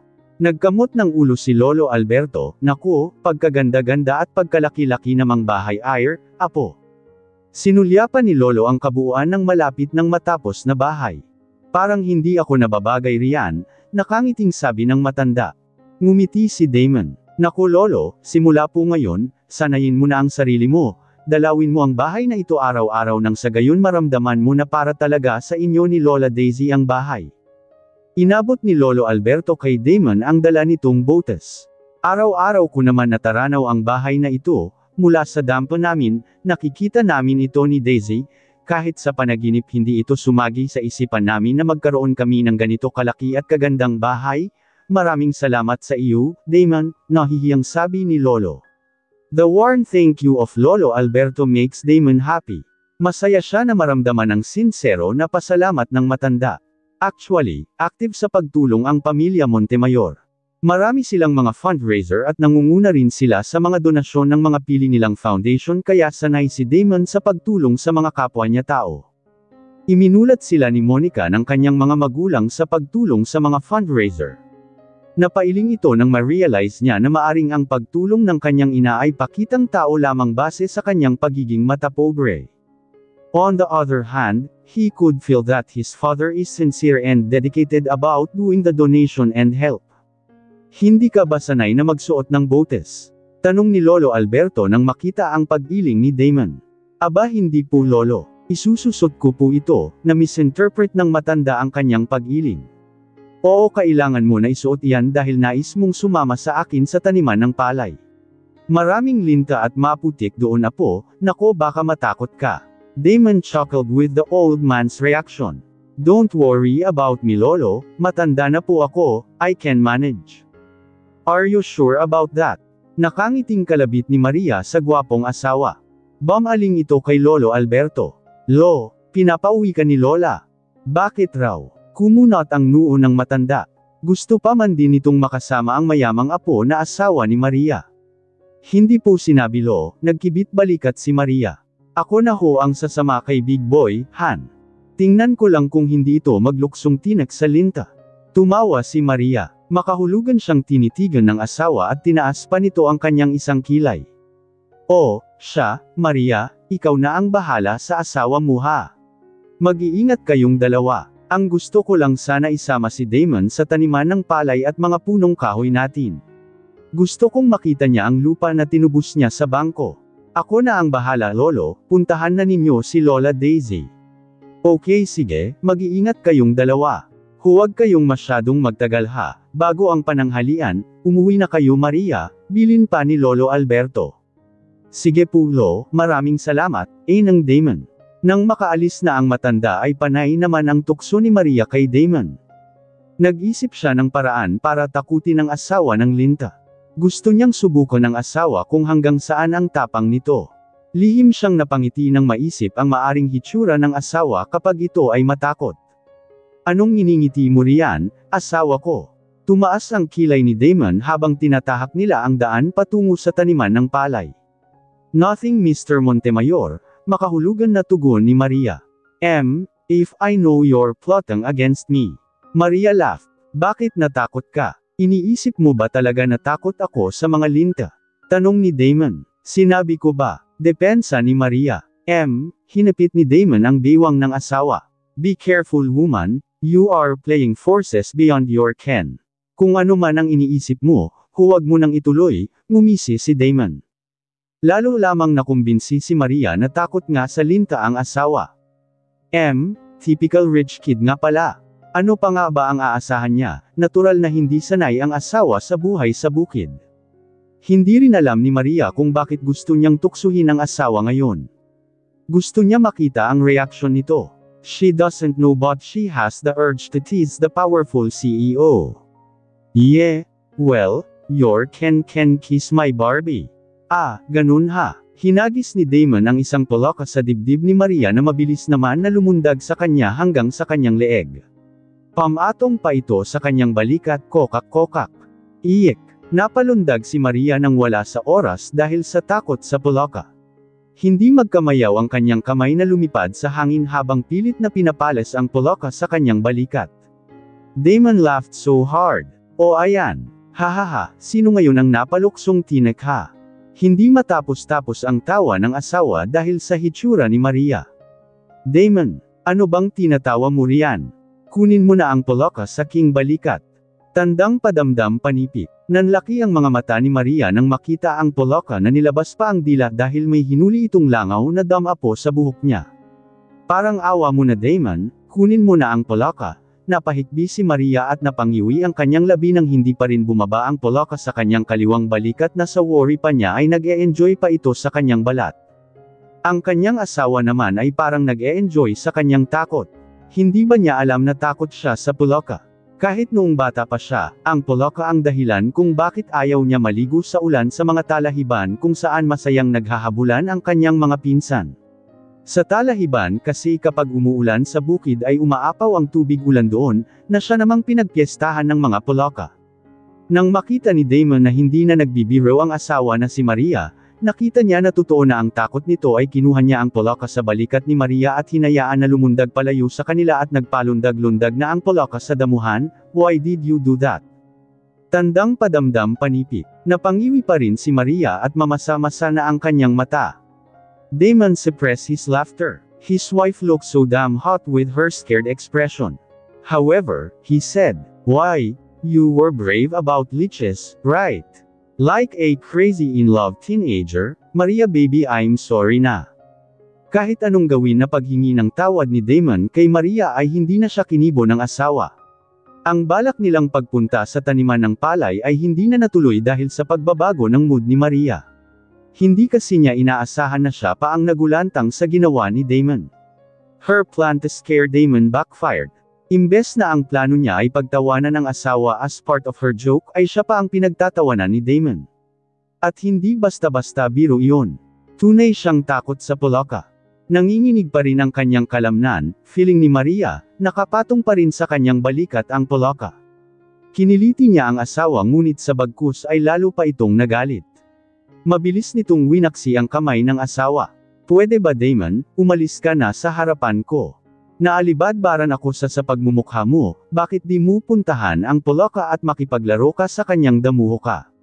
Senggal ni Maria. Ibig na namang tumawa ni Damon dahil sa galit na ekspresyon ni Maria.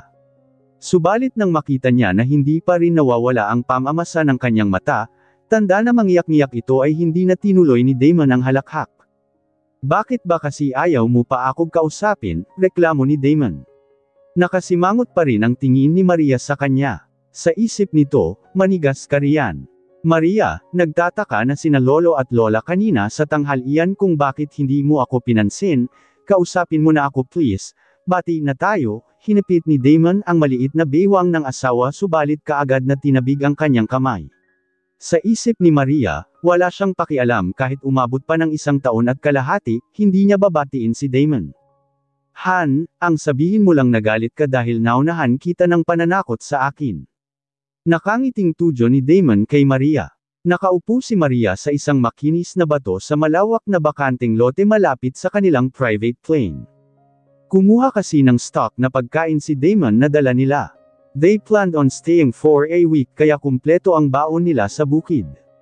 Mula sa mga damit, pagkain at emergency kit ay bitbit nila. Ayaw ni Damon na maabala pa ang mga matatanda sa pag-asikaso sa kanila. Though, Damon loves the idea of eating their prepared foods for them. Buong puso naman niyang kinain ang mga inihanda na mga pagkain ng pamilya ni Maria. Masaya rin si Damon na nakilala ang iba pang tiyuhin, tuyahin at mga pinsan ni Maria. Masaya siya na tinanggap siya ng ganun kainit ng pamilya ng asawa. Kaya nahihiya siya na hindi siya pinansin ng asawa kanina sa tanghalian. Baka mag-isip ng masama ang pamilya ni Maria. Wala akong pakialam sa kanila, nakaismid na pahayag ni Maria. Imbes kasi siya ang kampihan ng pamilya niya ay si Damon pa ang kinampihan ng mga ito. Lalo lamang siyang nagngit-ngit sa asawa. Maria, mariin na tawag ni Damon sa kanya. Medyo may iritasyon na namuo sa kanyang tinig. Huwag kang aasta na parang bata ha, nakakahiya kina lolo at lola. Seryosong sabi ni Damon. Lalo lamang nagalit si Maria nang sabihin niya ang katagang bata. Hoy, Damon Alexander Montemayor, palibhas ay mga matatanda na kayo. Magsama nga kayong lahat. Mabilis itong lumayo kay Damon. Nang makailang hakbang na siya ay huminto at may pahabol pang sabi kay Damon. Huwag mo akong sundan ha. Inirapan nito ang kanyang asawa. What the hell happened? Nag-arko ang kanyang kilay. Napabuntong hininga na lamang si Damon. First time na tinopak yata ang asawa. Idaan mo kaya sa harana. Napalingon si Damon sa kanyang dalawang piloto na kasama. Sa worry ni Damon ay nasaksihan nito ang pagtutupak ng asawa kanina. Are you telling me or asking me? Tanong ni Damon kay Rigel Sanchez, patanong kasi ang tono ng kanyang suggestion. Telling you. Hinampas ni Roy Flores ang kanyang kaibigan na piloto. Pambihira ka naman pare, bakit kasi patanong ka kung magsalita? Ngumisi ito sa kaibigan na nagkamot na lang ng kanyang batok. Parang hindi ka naman sigurado sa suggestion mo. Damon stated. Ano ba kasi ang mangyayari sa inyong dalawa ni Ma'am Maria, Sir Damon? Tanong ni Rigel. Oo nga sir, hindi naman ganoon ang ugali ni Ma'am Maria. Ang sweet-sweet nga niya sa iyo. Roy Flores seconded. Nakasandal ang dalawa sa malaking punong kahoy ng Nara. Kaninang umaga kasi habang naglalakad kami patungo sa Takutin ako, taniman ng palay ay batid ko na nagpaplano siya na takpahayag ni Damon. Takutin. Ani Mr. Rigel Sanchez. Hindi ba maraming linta ang mga taniman ng palay? Dahil maputik iyon. Saad ni Damon. Anong mangyari? Tanong ni Roy Flores. Ayon, inunahan ko siya, bago pa man kami nakarating sa palayan ay may nakita akong plaka sa daan. Kinuha ko at nihadya sa kanyang harapan, muntikan nang tumawa si Damon nang maalala ang reaksyon ng asawa. Hindi ko naman akalain na ang lintek na palakang iyon ay pagmula ng tampo ni Maria, Dam. Kanina pa niya ako hindi pinapansin sa harapan ng pamilya niya nang mananghalian tayo. Tuldok panipik, bakit mo naman naisipan sir na ihagis ang palaka sa kanya? Nakangiting sabi ni Rigel. Damon sighed. Ang akala ko kasi ay lulendag lamang ang buweset na palaka sa harapan niya tapos aalis na sa damuhan. Hindi ko sukat akalain na pamatong pa ang damuho sa kanyang kaliwang balikat, sambit ni Damon. At siguro, pinagtatawanan mo si Ma'am sir no? Tanong ni Roy. Damon ran his fingers on his thick beautiful hair. Yes, he sighed again. Alam niya na ang kanyang pagtawa ang dahilan kaya lalong nagalit si Maria. Ayon, iyan ang dahilan Sir Damon, kaya lalong nagalit si Mrs. dahil sa pagtawa mo. Maliban sa nasupalpal mo pa ang plano ay bumaligtad pa ang sitwasyon. Tama, at sigurado na hindi niya inaasahan iyon, napahiya ang misis mo Sir Damon. Umiling na lamang si Damon na sinundan ng tingin ang dalawang piloto. They're right, though. Napahiya si Maria, women, he sighed deeply. Ang mabuti pa sir ay idaan mo na lang sa harana mamayang gabi. Kumislap ang mga mata ni Damon. Noon balak niyang mamanhikan kay Maria, it is part of his original plan. Kaya lang marami ang mangyayari na hindi umayon sa gusto niya. Una na rito ay ang pagtutol ng kanyang ina. Tapos ay umeksena pa ang kanyang ex-wife. Kaya napilitan siyang magpakasal na lamang sila sa huwes for assurances and safety. I like the idea, pero, hindi ako nagdala ng gitara, hindi naman kasi ito ang sadya namin ni Maria sa pag-uwi namin dito. Biglaan ito guys, alam nyo iyan. It's an emergency that we thought so. Ani Damon. Inakala nila na totoong may nangyari kay Lola Daisy dahil sa sinabi ni Linda. Leave it to the expert sir, nakangiting sabi ni Rigel. Yes sir, leave it to the expert, kasi may dala kaming gitara. Alam namin na boring kami rito nang pinatawag mo kami para asterisk sa flight na ito, ay naghanda na kami, sambit ni Roy. Yes sir, kasi naman malayo ito sa kabihasnan. We thought we might entertain ourselves here by bringing our guitars and cards. Sambit ni Rigel. Card. Yes, card, naglalaro kami rito ng unggoy-ungguyan. Shut up.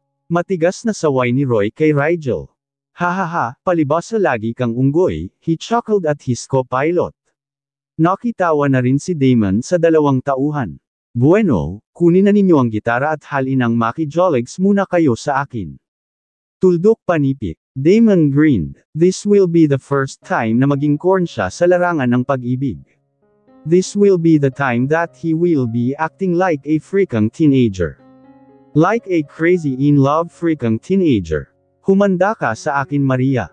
Nag-init ang sawa ko dahil sa pag-iinarte mo, parang gustong manuklo ng sawa ko Sa isip pa ni Damon. Kung gayon sir, simulan na natin ang mag-ensayo. Tuldok. Roy kunin mo na nga doon ang gitara natin. Sabayan natin si Sir Damon sa kanyang trip. Rigel laughed. Oh yeah? Ilabas mo na rin ang baon nating wine, mahaba-habang ensayo ito, pero iyong light lang Roy ha, baka malasing pa si Sir Damon. Mainit pa naman ang sikat ng araw.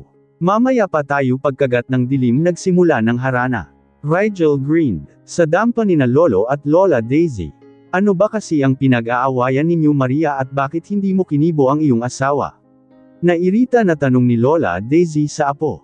Tingnan mo, madilim na ang paligid pero hindi pa bumalik ang asawa mo, maya-maya niyan iniwan ka na at bumalik na iyong mag-isa sa Maynila. Sige ka, ang gwapo-gwapo pa naman ni Damon.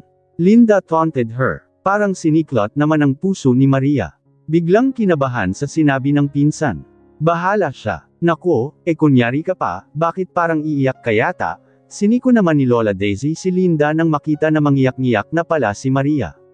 Ano ba kasing pinag-aawayan ninyo Maria ha? Tanong muli ni Lola. Kasi po, mangiyak-ngiyak na si Maria. Sa isip niya, what if umalis na mga si Damon? Bigla akong kinabahan dahil sa sinabi ni Linda at ni Lola Daisy. Paano nga pala kung umalis na si Damon at iniwan ako? Nang iwan ko ang aking asawa kanina ay nandoon na ito nakatambay malapit sa kanyang private plane. Halos tumulo na ang aking luha sa isiping ito, pinigilan ko lamang ang aking sarili dahil ayaw kong sisihin ni Lola Daisy at lalong ayaw kong pagtawanan ako ng bruhang si Linda. Ang hilig pa namang manukso ng Bruhilda kong pinsan. Wala na itong ginawa kundi ang ako ay tuksuhin at sisisihin. Hindi ko rin maintindihan ang aking sarili dahil sa labis kong pagtatampo kay Damon. Sa worry ko ay gusto ko siyang pahirapan at gusto ko na hindi siya titigil sa paglalamang sa akin. Siguro nga nasobrahan din ako sa aking ginawang pagpapahabol sa kanya. Baka tuluyan na itong nagalit at umuwi mag-isa sa Maynila. Ay nako Maria, sabihin mo na kasi kung ano ang dahilan upang matulungan ka namin, ani Lola Daisy. Oo nga, bakit nga hindi mo pinapansin ang gwapong asawa mo, Napahiya siguro yung tao dahil kahit anong tawag niya sa iyo ay hindi mo naman siya pinansin. Gaano ba kabigat ang kasalanan niya ha? Makulat na tanong ni Linda. Napilitan na lamang akong sabihin sa kanila ang nangyari kanina. Kaninang umaga kasi habang patungo kami sa taniman ng palay ay may hinagis siya na poloka sa akin. Tuldok panipik. I paused. Hinintay ko ang kanilang reaksyon.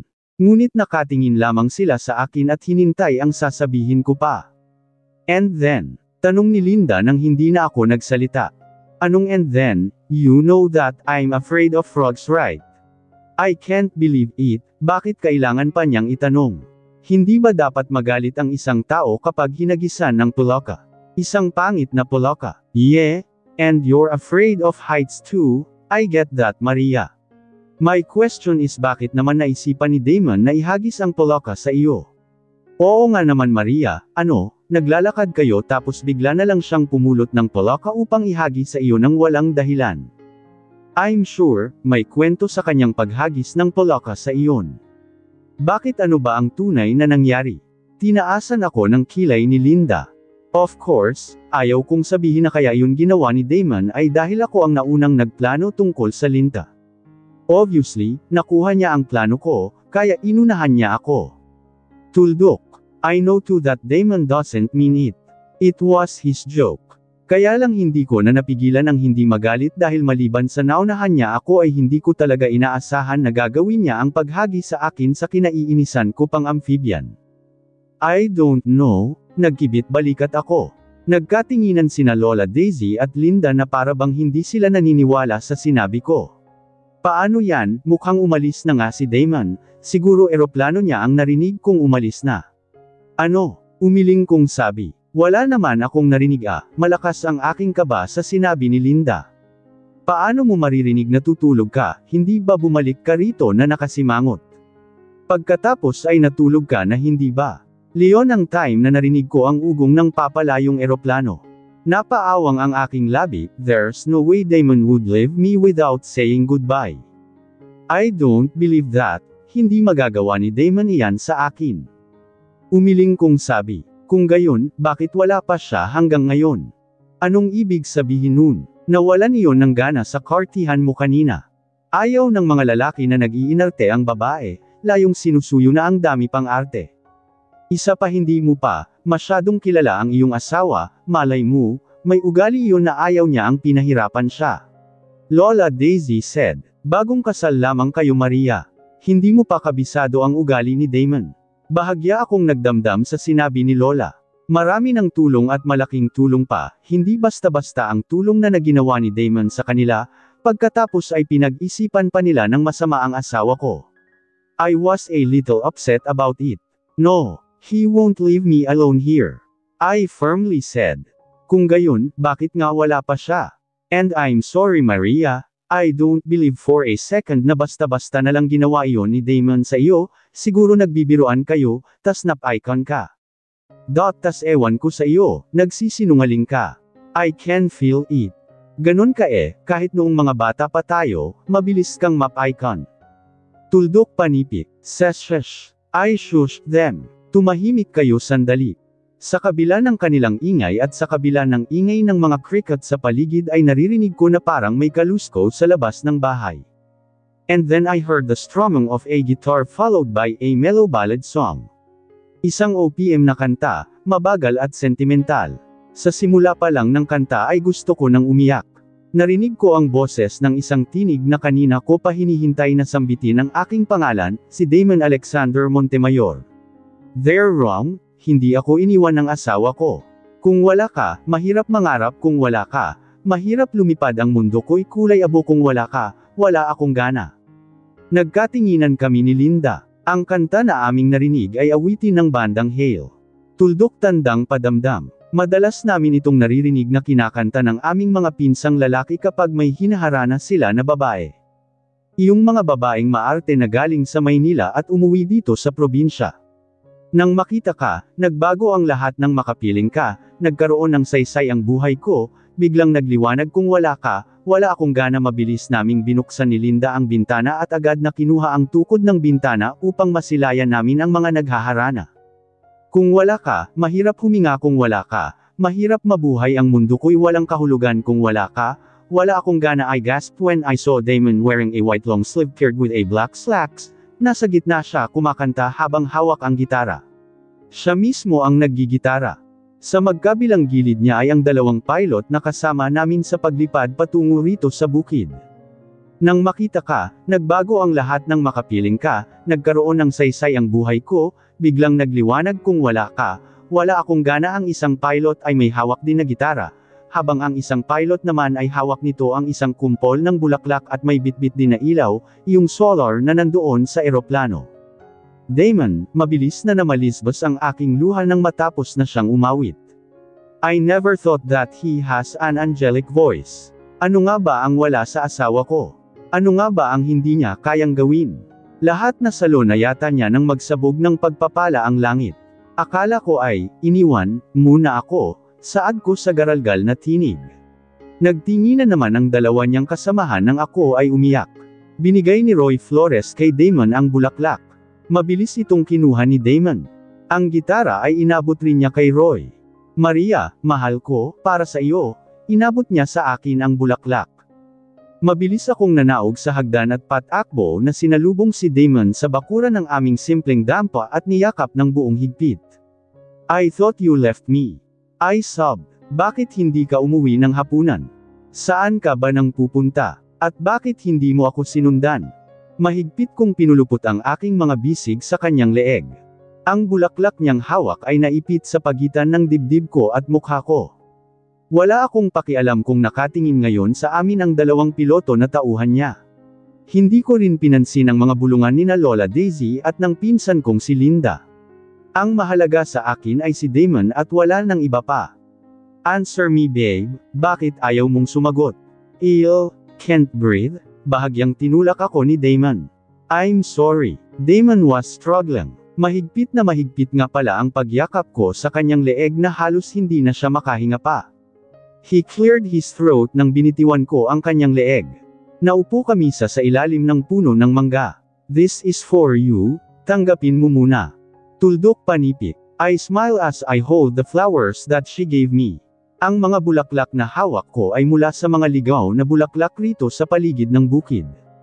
Sadyang pinitas niya ito isa-isa at binigkisan gamit ang isa ring bukaklak na pinalibot niya sa kumpol na bulaklak. It's a personalized bouquet of flowers. Sininghat ko ang mga ito. Ang bango ng mga bulaklak na ito. Hindi ka nagalit sa akin? Tanong ni Damon. Hindi naman talaga ako galit sa iyo, mahina kong tugon. Hindi nga ba? Ayaw mo nga akong kausapin eh. Hindi na talaga ako galit sa iyo, I'm sorry kung nasobrahan ang pagtatampo ko sa iyo, paliwanag ko. Sineksik ko ang aking ulo sa dibdib ni Damon. Ang kanyang mga kamay ay nakahawak sa king baywang. Promise, hindi ka nagalit? Ulit na tanong ni Damon. Hindi na nga eh. I promised at pasensya ka na asawa ko sa inasal ko kanina ha.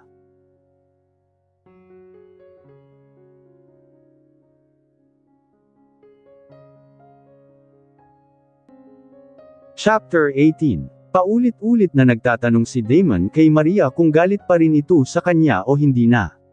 Sabi ng hindi na kahit ano pang gawin mo, hindi na ako nagagalit. Paliwanag naman ni Maria, natakot talaga siya sa sinabi ng Lola Daisy at pinsan niyang si Linda. Baka nga mag-asawa ang asawa dahil sa kanyang pag-inarte. Makahulugan na nagtinginan ang dalawang piloto na kasama ni Damon, kung gayon Ma'am Maria, pwede po naming kantahin ang susunod na awitin na inihanda namin sa iyo. I mean, inihanda ni Sir Damon sa iyo. Ngumisi si Roy. Umupo ng tuwid si Maria ngunit ang kanyang kamay ay nakahawak pa rin sa bisig ni Damon. Una sa lahat, hindi ba sinabi ko na sa iyo na huwag na kayong magmam, sa akin Maria na lang, sa isip ni Maria mas matanda pa sa kanya ang dalawang tauhan ni Damon. Aba hindi po pwede iyan ma'am, kung hindi ma'am ang tawag namin sa iyo Miss Maria, hindi naman po siguro papayag si Sir Damon na Miss ang itawag namin sa iyo, ani Roy Flores. Ngumiti na lamang si Maria, wala na siyang maidagdag sa rason ni Roy. Hindi rin nagbigay ng komento si Damon. Anyway, hindi ka magagalit ma'am sa susunod naming awitin. Tanong ni Rigel. Umiling si Maria, sa isip niya, ano bang kanta iyon at kailangan pa yata ang kanyang approval. Bahala kayong dalawa ha, basta wala akong pakialam sa inyo. May halong babala ang tinig ni Damon. Sayang kasi na-ensayo namin ang awiting ito, sayang kung hindi ninyo maririnig. Tuldok panipik. Naamoy ni Maria na may konting alkohol na sumama sa hangin habang nagsasalita ang mga piloto. Kaya siguro matapang ang dalawang ito, nakainom siguro ng konti. Sige na nga kantahin na ninyo iyan, matagal-tagal na rin na hindi kami nakarinig ng harana rito ni Maria. Parang hindi na uso ang harana kahit dito sa aming nayon, bihira na kaming nakarinig nito, hindi ba insan? Tanong ni Linda kay Maria na dikit kay Damon. Akala mo ay super glow. The last time we heard is the song that my husband was singing to me, matamis na ngiti na sabi ni Maria. Ang art, naririnig ni Maria ang pagbulong ni Linda. Totoo naman hindi ba, hinaharana naman ng mga pinsan natin noon ang mga dayo na kasama ng mga taga rito mula Maynila. Grade 7 pa tayo noon Maria, ngayon may asawa ka na. Pilosopo na sagot ni Linda. Nako kuhang-kuha mo rin ang inis ko insan no, may paiyak-iyak pa siya, kanina para siyang napapaso kapag kinalabot ni Damon sa tanghalian kanina. Nagsimula ng strum ng string ng gitara ang dalawang lalaki. The song is lively and danceable.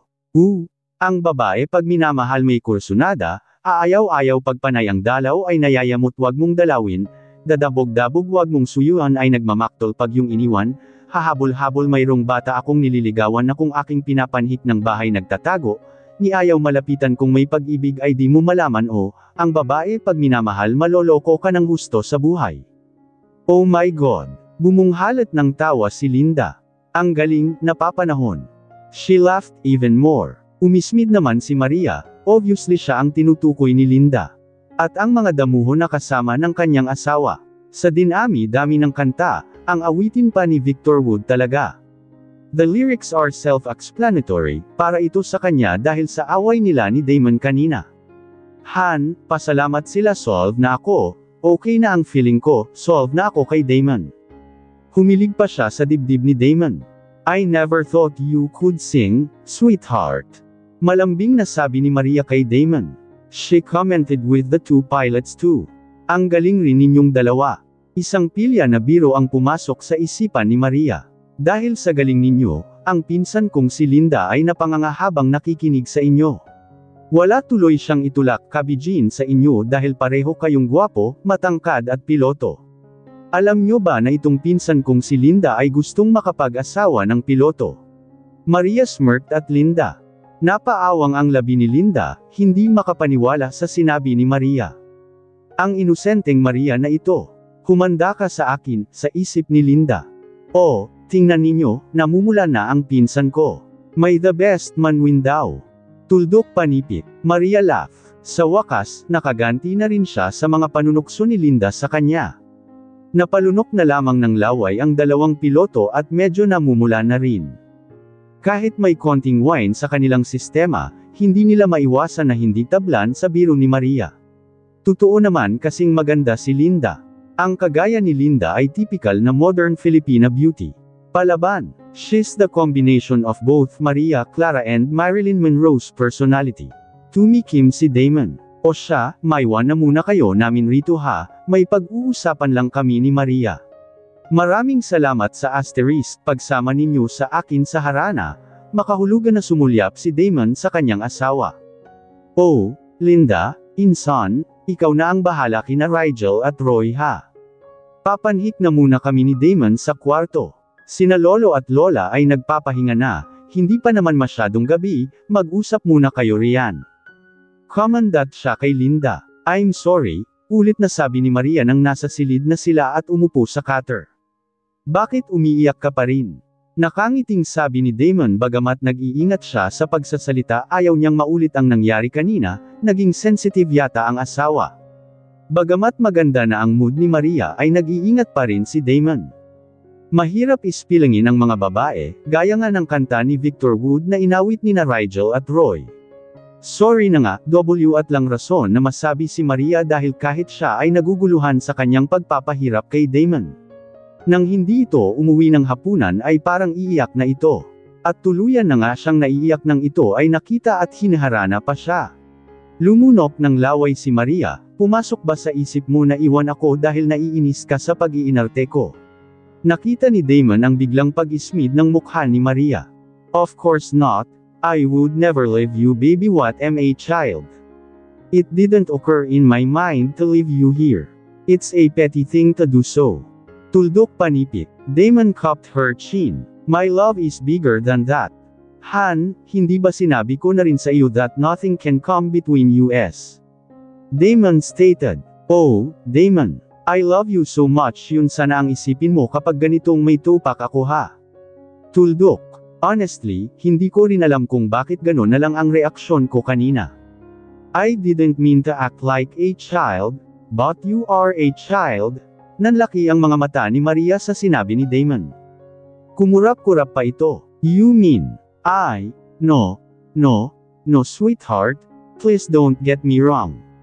Hindi magkamayaw na paliwanag ni Damon nang makita niyang parang iiyak na naman si Maria. Ang ibig kong sabihin ay ang edad mo baby, please don't think it the wrong way, okay? Mabilis na paliwanag ni Damon. He almost cursed aloud. Kapag nagkataon lagot na naman siya, ang ganda-ganda pa naman ng mood ni Maria nang makita siya, panay pa ang sorry nito sa kanya. Ang mabuti pa ay kumain ka na muna. Tumayo si Maria at hinayla si Damon na tumayo na rin. Subalit hinayla siya pabalik ni Damon, this time sa kanyang kondongan. Ikaw ang gusto kong kainin, baby. Damon said huskily. Alam mo bang kanina pa ako nagpipigil sa iyo? Sinubsob ni Damon ang kanyang ulo sa batok ni Maria. Agad namang kiniliti si Maria at uminit ang kanyang katawan nang maramdaman ang mainit na buga ng hininga ni Damon. Napel-iyod si Maria at napapikit ng gumapang ang mga kamay ni Damon sa loob ng kanyang suot na blusa at minasahe ang kanyang puson. Han, I miss you baby, Damon admitted. Kanina pa hindi mapakali ang pobre nang panay ang simangot ni Maria sa kanya. Gumapang ang dalawang kamay ni Damon at tinanggal ang bra ng asawa. I miss you too, asawa ko, pag-amin ni Maria. Hindi niya maitanggi na sobrang kinabahan siya nang sabihin ni Linda na narinig niya ang ugong ng eroplano ni Damon. Ikamamatay niya pag iniwan siya ng asawa. Please be quiet baby, babala niya sa kanyang asawa. Ang pagitan ng kanilang dingding ay isang manipis na tabla lamang at silid na rin nina Lola Daisy at Lolo Alberto, nakakahiya kapag marinig silang nagtatalik. Tumango si Maria at kinagat ang kanyang labi. Please, bulong niya sa akin habang hinayla ang aking kamay at siniksik doon sa naglalaway niyang pempem. Hinalikan ko ang kanyang kurbo ng kanyang bibig at ang kanyang noo. Alam mong mahal kita at ang katawan mong ito, sinabi ko sa kanya at piniga ko ng malakas ang kanyang puwet. Napahiyaw siya ng malakas at nahulog ang kanyang ulo paurong. She tilted her head backwards. Hinalikan ko ang kanyang leeg habang ang king kamay ay minamasahe ang kanyang basang-basa na pempem. Please, Lauren mo na ako Damon. Napahiyaw na utos ni Maria. Hinayla ko ang kanyang buhok at sinibasib ng halik ang kanyang labi habang ang dalawang daliri ko ay mabilis na pinasok ko sa kanyang hiwa. So, anong masasabi mo Mr. Montemayor? Tanong ko sa kanya habang nakalingkis ang aking kamay sa kanyang bisig. All I can say is that I am happy Mrs. Montemayor, he smirked looking at me. Masaya ako dahil masaya ka, he leaned forward to kiss me on my forehead. Talaga, masaya ka kahit ang tigas ng hinihigan mo. Ngumiti kong tanong sa kanya. Kahit matigas ang papag, malambot naman ang pempem mo mapanuksong sambit niya. Agad naman akong namula sa tabas ng kanyang bibig. He laughed. Hindi ka pa ba nasanay sa akin baby, he cupped my chin. You're always blushing when I say something like that, he brushed the back of his hand on my chin. Paano naman po, ang green mo rin minsan, Mr. Montemayor, inirapan ko siya. Na-miss ko si Mia, bigla kong nasambit sa kanya. I miss her too, Damon said. Ang mabuti pa ay bunalik na tayo sa Maynila. Siguro nga magpaalam na muna tayo kina Lolo at Lola, babalik na lang tayo sa house blessing. Okay. I'm worried about her. It's raining, sabi ni Damon habang ang kanyang palad ay binuksan niya at sa worry ay sinalo ang munting patak ng ulan. Umaambon, tumingala ako sa langit at nakita ko ang mga ibon sa mga sanga ng punong kahoy na tila balisa dahil sa malakas na pag-ihip ng hangin. Hanggang sa bigla na lamang bumagsak ang malakas na ulan. Halika na, lumakas pa ang ulan, doon tayo. Tinuro ko sa di kalayuan ang maliit na bahay kubo na pasilungan ni Lolo Alberto at Lola Daisy sa tuwing magtatanim sila ng palay. Dito rin sila sa kubo tumatambay kapag nag-aani na ng palay. Sa kubo din tinatambak ang ani ng palay. The October rain poured relentlessly. Hindi namin inaasahan ang biglang pagbuhos ng ulan. Hindi pa naman kami nakadala ng payong. Ang ulan ay bumuhos ng husto sa bukid, pinababalik ang buhay sa mga tuyong lupa at nagpupuno sa mga maliit na lawa. Ang mga butil ng tubig ay kumikinang sa mga sapot ng gagamba. Ang amoy ng basang lupa at sariwang paglaki ng mga halaman ay nagpuno sa hangin. Patakbo naming sinugod ang bahay kubo. Ops, mabilis na binuksan ni Damon ang pintuan ng kubo. Subalit, basa na kami dahil sa biglaang pagbagsak ng ulan. Han, basa ka, he said. Basa ka rin naman, medyo giniginaw kong sabi. You're trembling, dagdag pa niya. Kasalanan mo, gusto mo kasing pumunta pa rito sa palayan, sa isip ko pa. Subalit sumili naman ang mga ngiti ng aking labi dahil nagmunuka kaming mga high schoolers noon na naabutan ng ulan sa daan. Why are you smiling? Pino niyang tanong. I remember those times when I was in elementary and high school, kapag ganitong malakas ang ulan at wala kaming masisisilungan ay nagpapatuloy na lamang kami sa paglakad. Really? Tinaasan niya ako ng kilay. Inirapan ko siya, Hamp. Siyempre hindi mo yan naranasan, palibas sa rich kid ka. Umismid ako sa kanya. Damon chuckled but made no comments about it. Paano yun mababasa kayo kasama ang mga gamit ninyo sa school? Han, yes, kaya palagi kaming may dalang plastic para sa aming papel at notebook, upang hindi ito mabasa.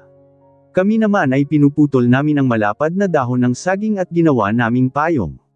Talaga, namilog ang mga mata ni Damon na sa worry ko ay hindi siya makapaniwala.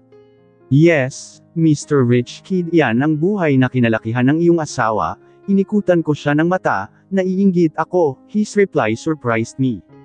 Naiinggit? How? I arched my brow. Hindi ba niya alam na nakakainis iyong mabasa ka sa ulan, iisa lang ang uniform at sapatos mo, maging medyas mo, tapos may menstruation ka pa. Ang tilamsik ng lupa, inang kupo. Well, it's so nice to feel the beauty of nature, I guess. Nagkibit balikat ang kumag. That's it. Damon laughed. Alam ko ang iniisip mo baby, iyong nahihirapan ka sa buhay, pero aminin mo, may saya ang alaala ng ulan hindi ba? I guess so. Hinubad niya ang blazer na suot ko. He darkened his gaze. You are totally soaked. Nakasuot kasi ako ng bestida at tenernuhan ko ng blazer. Hinubad na rin ni Damon ang basa niyang t-shirts. Sa labas ay patuloy ang pagbagsak ng malakas na ulan. Bakit kaya biglang sumama ang panahon? And then it all happened so fast. Perhaps because of the lonely weather outside or perhaps because of the love and affection we have for each other that we don't need an approval to do whatever our hearts desire. We were kissing deeply and passionately. Napaliyad ako nang maramdaman ko ang matigas niyang tarugo sa aking harapan na sa worry ko ay tumutusok sa akin habang niyayakap niya ako. Sa bawat segundo ay humahaba at tumitigas ang kanyang espada na dumudunggol sa aking harapan. What are you doing? Tanong ko sa mahinang boses dahil kinukuha niya ang aking lakas dahil sa pagpapaligaya niya sa akin. I gasped when he finally thrust into me. Maria baby. Dama pa siya sa akin at nilamukos ng halik, ang aking labi habang umuulos. Pabilis ng pabilis. Pagkatapos niyang makipaghalikan sa akin ay lumuhad siya at pinatong ang aking mga paa sa kanyang balikat. Ito na naman ang posisyon kung saan sagad na bumaon ang kanyang sandata sa aking kailaliman. Pabilis ng pabilis ang pag-ulos ni Darman hanggang sa tumigas ang aming mga binti dahil sabay kaming nilabasan. Oh, daing ko sa mahinang tinig. I love you, Maria. Masayang tinutokso ni Maria si Linda tungkol sa nangyaring harana. Kamusta ang pag-uusap ninyo ng dalawang prince, charming mo inson? Medyo pabulong nitong sabi.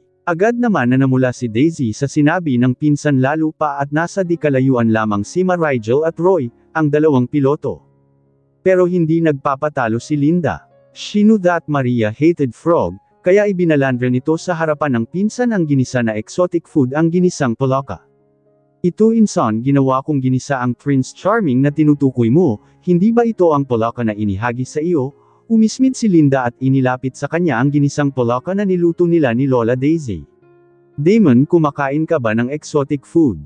Bumaling si Linda kay Damon nang makita niya na nag-iba ang kulay sa mukha ni Maria. Lihim itong natawa dahil tagumpay ang kanyang ginawang pang-aasar kay Maria. Kasalanan niya ito, ang akala niya ay maka-score siya sa akin, hahaha. Nagbunyi pa si Linda. I could try, nakangiting sabi ni Damon. Hindi siya sanay sa mga exotic food dahil hindi siya na-expose sa mga pagkain sa labas ng mansion. Naririnig ni Damon na ang polaka ay isang exotic na pagkain sa Pilipinas lalo na sa probinsya. Naamoy ni Damon ang bawang, sibuyas, at kamatis. Nakikita rin niya na may patis ito, bagoong at siling labuyo. Kung aamuyin, mukhang masarap ito at hindi malansang tingnan dahil sa malinis na pagkaluto nito. Nagulat si Damon nang biglang tumayo si Maria sa kanyang tabi at tumakbo palayo sa kanilang kinakainan na mesa sa ilalim ng puno ng mangga na nasa bakuran ng bahay. Simula nang dumating sina Maria at Damon ay ang mesa sa puno ng ilalim na mangga na ang ginagamit nila upang magkasya sila sa pag-upo. Maria, baby, mabilis na sinundan ni Damon si Maria na nagduduwal sa unahan ng mangga. Kinakabahan si Damon na nilapitan ang asawa at hinilot nito ang kanyang likod. Masama ba ang pakiramdam mo? Patuloy si Maria sa pagsusuka ngunit wala namang pagkain na lumabas sa kanyang bibig maliban sa laway. Ang mabuti pa ay magpahinga ka na at pupunta tayo sa doktor. Natakot si Damon na baka nasobrahan niya ito kagabi kaya sumama ang pakiramdam ng pobreng asawa. I'm fine sweetheart, nang mahimasmasa na si Maria ay nagpahid ito ng kanyang labi at hinayla na ang asawa na bumalik sa mesa. Hindi niya alam pero parang bumaligtad ang kanyang tiyan nang maamoy ang bawang kanina habang ibinalandre ni Linda ang ginisang polaka sa kanyang mukha. Dati pa hindi na siya kumakain ng polaka, kahit pa sabihin na laking probinsya siya at kinakain ito ng pamilya niya, pero si Maria, kahit tikim hindi niya ginagawa, may isyu yata siya sa mga polaka. Hindi niya matatanggap ang polaka sa buhay niya. Tanging si Frog Prince lang ang pwede niyang tanggapin, iyon ay dahil isa itong kathang isip at paborito niya ang mga fairy tale story. Namumutla ka Maria, sabi ni Linda sa kanya. May sak ka ba? Medyo nakonsensya si Linda, sa isip niya baka siya ang dahilan ng pagsusuka ng pinsan. Mula noong maliit pa sila ay hindi ito kumakain ng mga exotic food. Wala naman, bigla lang talagang bumaligtad ang sikmura ko nang maamoy ko ang bawang na, buntis ka. Malakas na tanong ni Lola Daisy. Napasinghap si Maria. Nanlaki ang kanyang mata na sinulyapan si Damon, kahit pa sumagi sa isipan niya ang ukol sa posibilidad ng pagbubuntis niya. Oo nga pala, hindi pa siya dinatnan ng kanyang monthly period. One more thing, mabilis siyang magalit, nasusuka at nahihilo. Buntis nga kaya siya. Napakapit siya sa bisig ni Damon. Ano ka ba Daisy, napahiya na tuloy sina Maria at Damon. Alam mo namang isang linggo pa yata mahigit ng kinasal ang mga apo mo, paano naman mabubuntis ang apo mo? Saway ni Lolo Alberto kay Lola Daisy. Ngunit sa isipan ni Lolo Alberto, hindi malabo na may nangyari na sa kanyang apo at sa demuhong asawa nito bago pa sila kinasal. Nako, sa brusko ng katawan ng mayamang lalaking ito hindi malayo na pinitas na si Maria nang wala sa oras. Ayaw lamang niyang maasiwa ang dalawa dahil nasa hapagkainan sila. Baka inatake lamang ng acid si Maria, dagdag pa ni Lolo Alberto. Inistima ni Lola Daisy ang kanyang apo. Namumutla, nangangayat, madaling magalit at nagtatampo pa na parang hindi mo maintindihan ang ugali na pinapakita kay Damon. Anak ng teteng, malamang ang asawa nito ang pinaghihilian. Kailan ang huling dalaw mo? Patuloy sa pag-imbestiga si Lola Daisy. Hindi pa siya nagkamali ng akala ukol sa mga buntis-buntis na issue. Daisy, saway ni Lolo Alberto. Ngunit matapang siyang sinulyapan ni Daisy kaya tumahimik na lamang ang lolo. Hindi ko, Maria covers her mouth. Makahulugan siyang nakatingin kay Damon, who didn't utter a word. Damon on the other hand is ecstatic. His eyes sparkle in amazement. Sumilay ang mga ngiti sa kanyang mga labi. Kung sakasakali mang buntis si Maria. Siya ang pinakamaligayang tao sa araw na ito. This is a good news in this fine beautiful morning. Oh, Kitam, hindi mo matandaan.